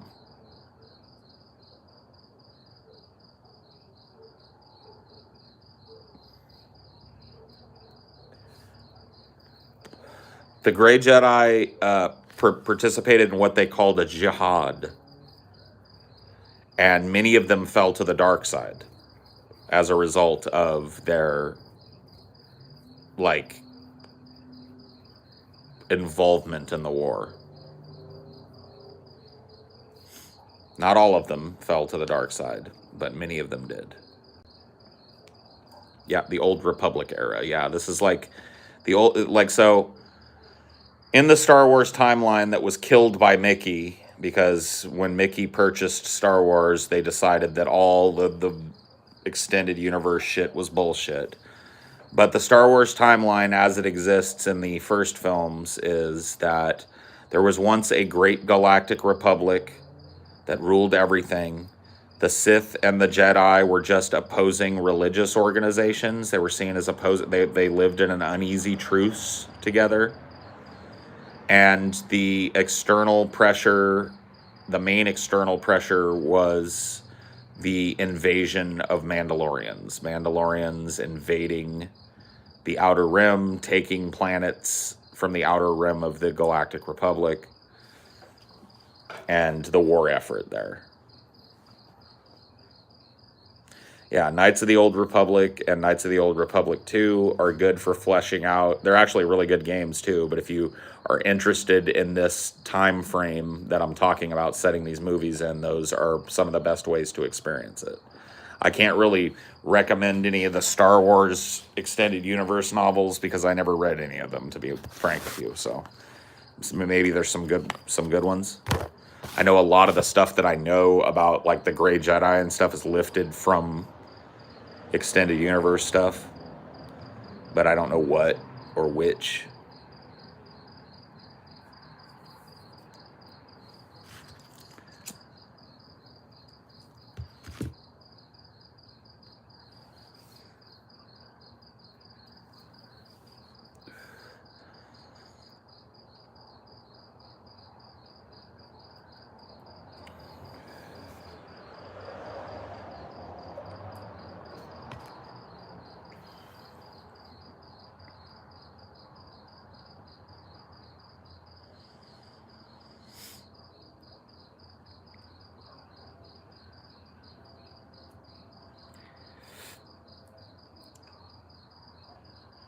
Oh man, I love thinking about movies. I love pitching movies. I love imagining movies that don't exist. And it's really become a pastime of mine as movies have become more and more watered down. Movies that actually challenge people and challenge preconceptions have become rarities these days. And most of it is just kind of like mass appeal schlock. I've just been so fucking disappointed by every new movie I've seen for like a year straight. It's so sad.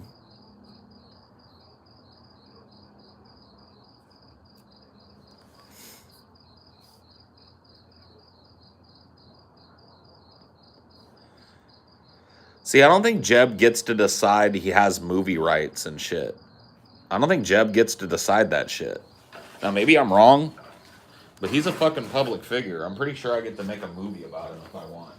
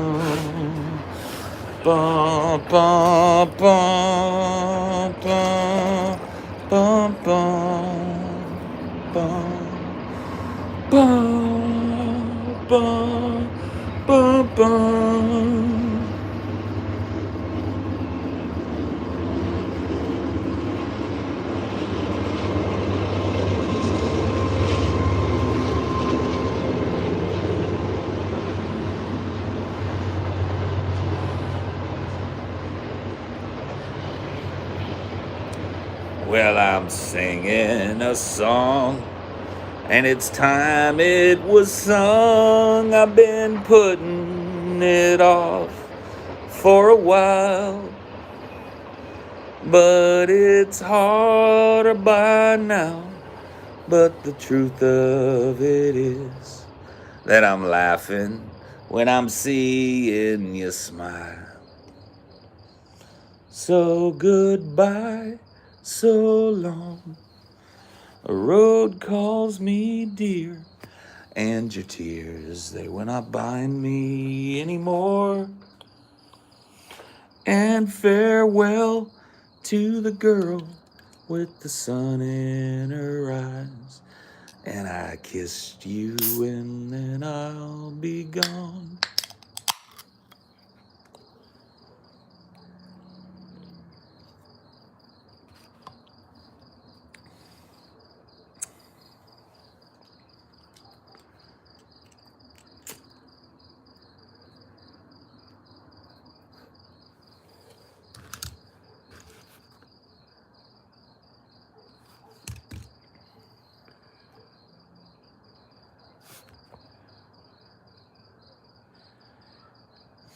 You have any DFF episodes that you particularly think your performance was outstanding? I don't know. You know, it's there's a real forward momentum with me with this show, and I don't think back on it probably nearly enough as I should, but I certainly don't think back on it with the eyeballs of like, oh yeah, here's all the episodes I was really on point. I don't know. I kind of leave that up to people to decide. I have to go forward with it. Like, I have to go.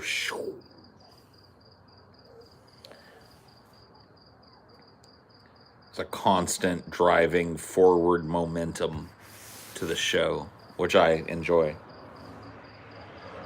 And I'm really fucking stoked about stuff that's on the horizon. Oh my God, dude. I'm really stoked.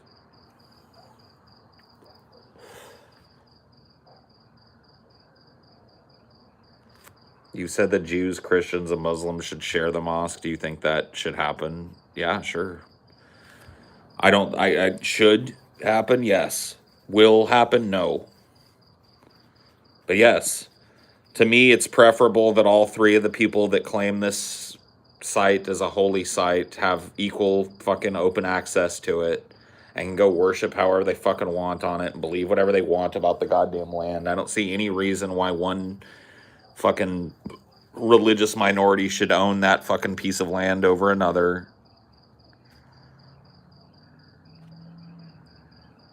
I'd be, you know, that would be something that I think would be positive for the region. But my favorite Paul moments are when you go full nuclear on Ben Shapiro, but I feel bad because I know it's not pleasant to be filled with rage by someone's idiocy.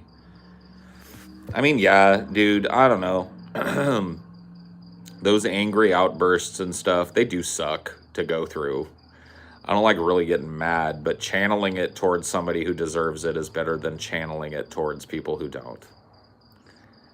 So I look at it as a release valve for something that I'm not super proud of about myself.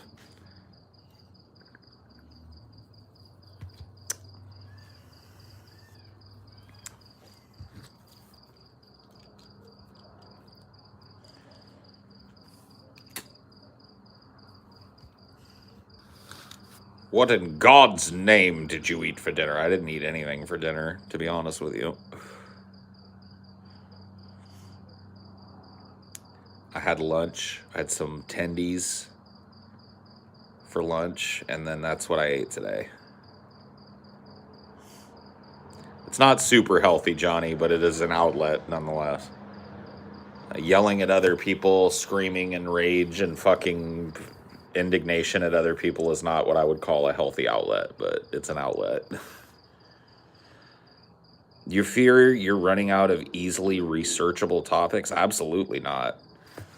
And none of the topics I'm currently like looking into are really all that easy to research. The labor movement in America, its history, all of that stuff is muddied. It can be hard to find genuine information about those years, and when you do find a source like I have, it's really interesting. But no, I don't fear running out of topics to talk about.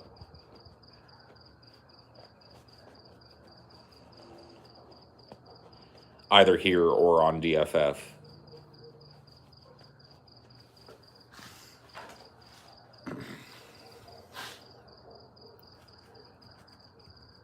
If there's anything that's fucking infinite on this planet, it's topics. Like, think about the structure of this show. We could do 50 Mandela Effect episodes and treat each one of them differently, like we don't remember doing the one before it. You know what I mean? There's just an endless ability for us to go back and revisit these topics as new news developments happen. As this happen? As that happen? You know what I mean? It's just we really thought hard about the conception for this show, making sure that it was not a format that we got bored with, making sure that it was not a format that locked us into a type of show that we don't want to be making sure that it was malleable in terms of narrative, because we've all had interest for a long time in layering a narrative over our show, and this show is infinitely, it's like clay for that. Not necessarily changing the content of the show, but layering an ongoing narrative over the show. This show is ripe for that because it's such fucking like unmolded clay. It can be whatever we make it. It's designed that way. It's so great.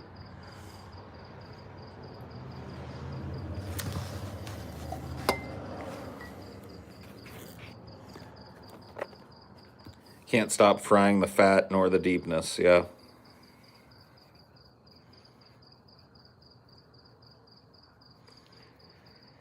Dude, don't just throw fucking songs out, please. Thank you. It's really fucking annoying fielding. Have you heard this song, dude? Have you heard this song? Have you heard this song? Have you seen this fucking movie? Have you seen this movie? Have you heard this band? Do you like this type of music? This type of shit, dude. It gets real boring. And it gets real fucking annoying, like trying to have a conversation about one topic and then having people jump in with their fucking music recommend. Like, I'm not looking for it, dude. I'm not looking for it. Unless we're talking about new music and shit that we're listening to or something. Keep your goddamn motherfucking recommendations to yourself, please. Thank you. You're like a dude that just wandered up to a group of people standing around having a conversation. We're like, hey, anybody seen the Highwaymen? Anybody heard the song by the Highwaymen? You know what I mean? Like, fucking read the room, have a little social consciousness, and participate.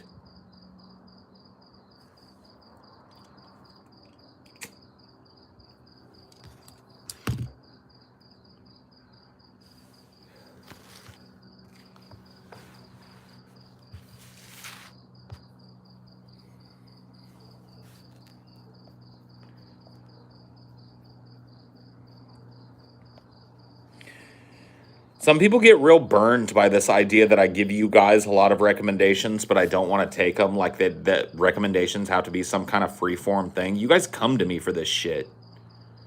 You ask me for my recommendations on things. I don't ask you for that shit. I don't come to you going like, what should I listen to and shit. I answer questions when people ask me like, hey man, what's a band that's like this? Or what's a good example of this that you talked about the other day? Or blah, blah, blah, blah, blah. I give you recommendations. A lot of people think that I'm necessarily supposed to be open to this cross recommendation shit. I'm not. Dude, I fucking can't take every recommendation that I'm given. So I don't like them. So unless it has something directly to do with what we're talking about, don't fucking just jump in with recommendations and shit. It really doesn't mean something if I like the same type of media that you do. I really feel a lot of the times that that's what this is about. That people want to have, like, they want to know that I like the same song that they did, or they want to be the person that turned me on to this song or this band and shit. And it's just like, stop. Stop. Stop it.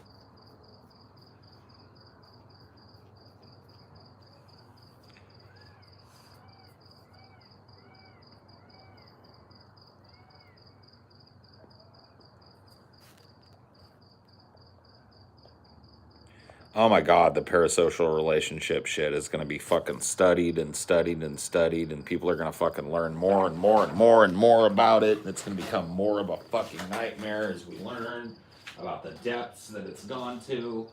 and the cost that it's had on people's ability to speak and think freely and critically about fucking issues, it's gonna be a fucking, that coupled with the research that's gonna start hitting in 10 or 15 years, the long-term studies on fucking device addiction and screen time and all of this shit. Oh my fucking God, bro. We're on the precipice of learning that we poisoned yet another fucking generation of people. My generation was poisoned by the television. You know, we used to make fun of old fogies that would say, "Oh, stop watching so many TVs, it'll rot your fucking brains." And then, unfortunately, the goddamn studies came back, and it turns out it did rot our fucking brains. Those of us that were raised by TVs we don't work well with other people. And I was lucky to not be raised by a TV, but I spent a lot of time sitting in front of a screen as a little kid. Probably more than the average kid. And I'm telling you, it did not do me any fucking favors. It didn't do me any fucking favors. Trust me. I've been better off out in the world.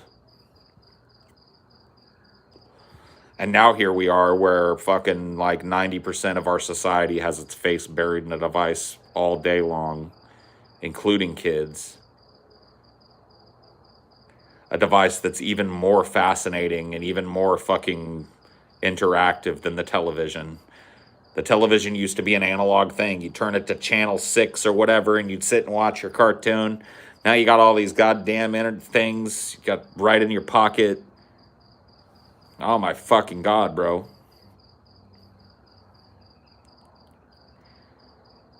It's like the impact on human beings. The irony of us at this moment. No, I know, dude, it's not lost on me, trust me.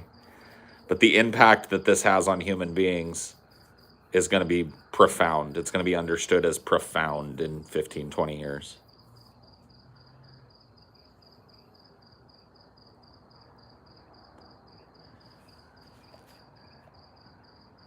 This whole, like, you know, I hate to sound like a fucking boomer and shit, but when they ask little kids that are in grade school right now, what do you want to be when you grow up? The most popular answer is YouTuber slash influencer.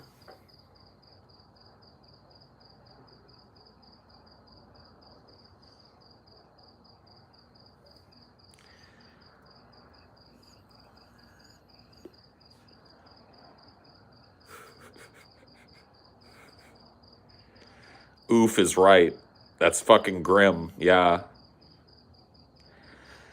So I want you guys to think about the impact on us as a civilization, this kind of negative feedback loop that we all exist in, where we're all looking for praise from random people, right?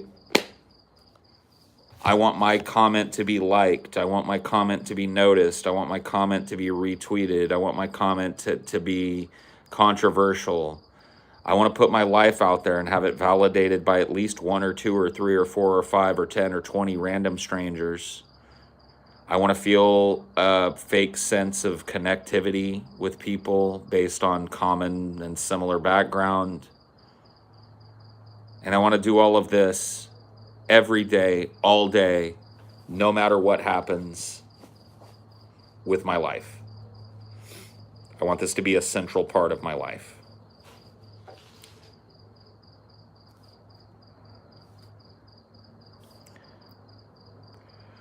I don't know about you guys, but that sounds like fucking a nightmare to me.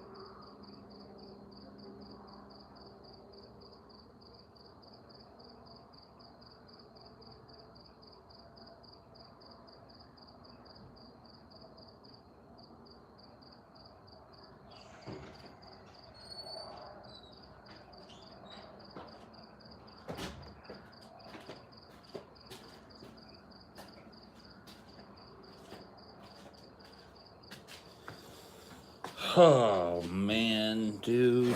Being a fucking human being sucks. Being a human being sucks, dude.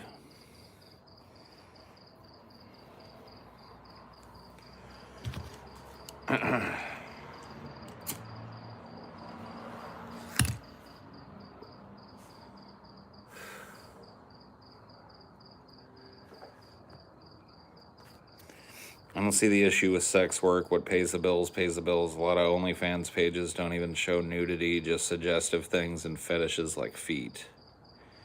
Yeah, I don't have a problem with sex work either. I don't have a problem with, anything victimizing that somebody does to make their nut right now. Not literally and figuratively.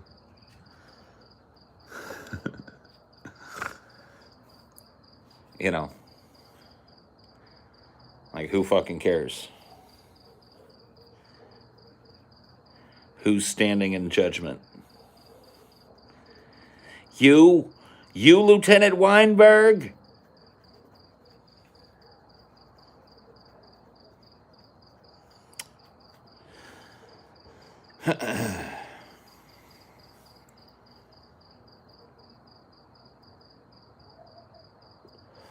Conservatives care. Yeah, they do. That's true. They care hard. They care hard. Man,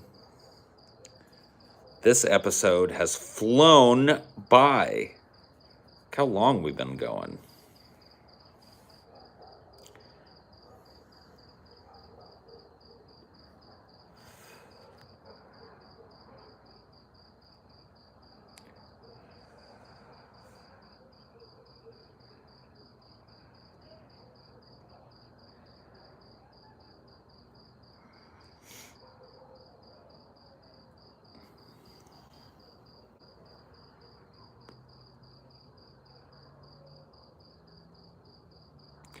The longest Highdeology of all time. Woo! Woohoo!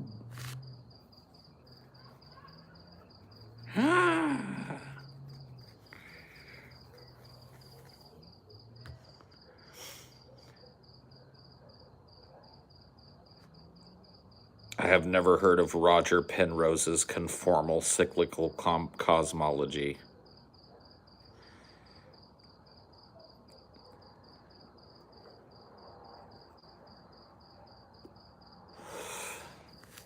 And I don't think I'm going to be able to learn anything about it tonight.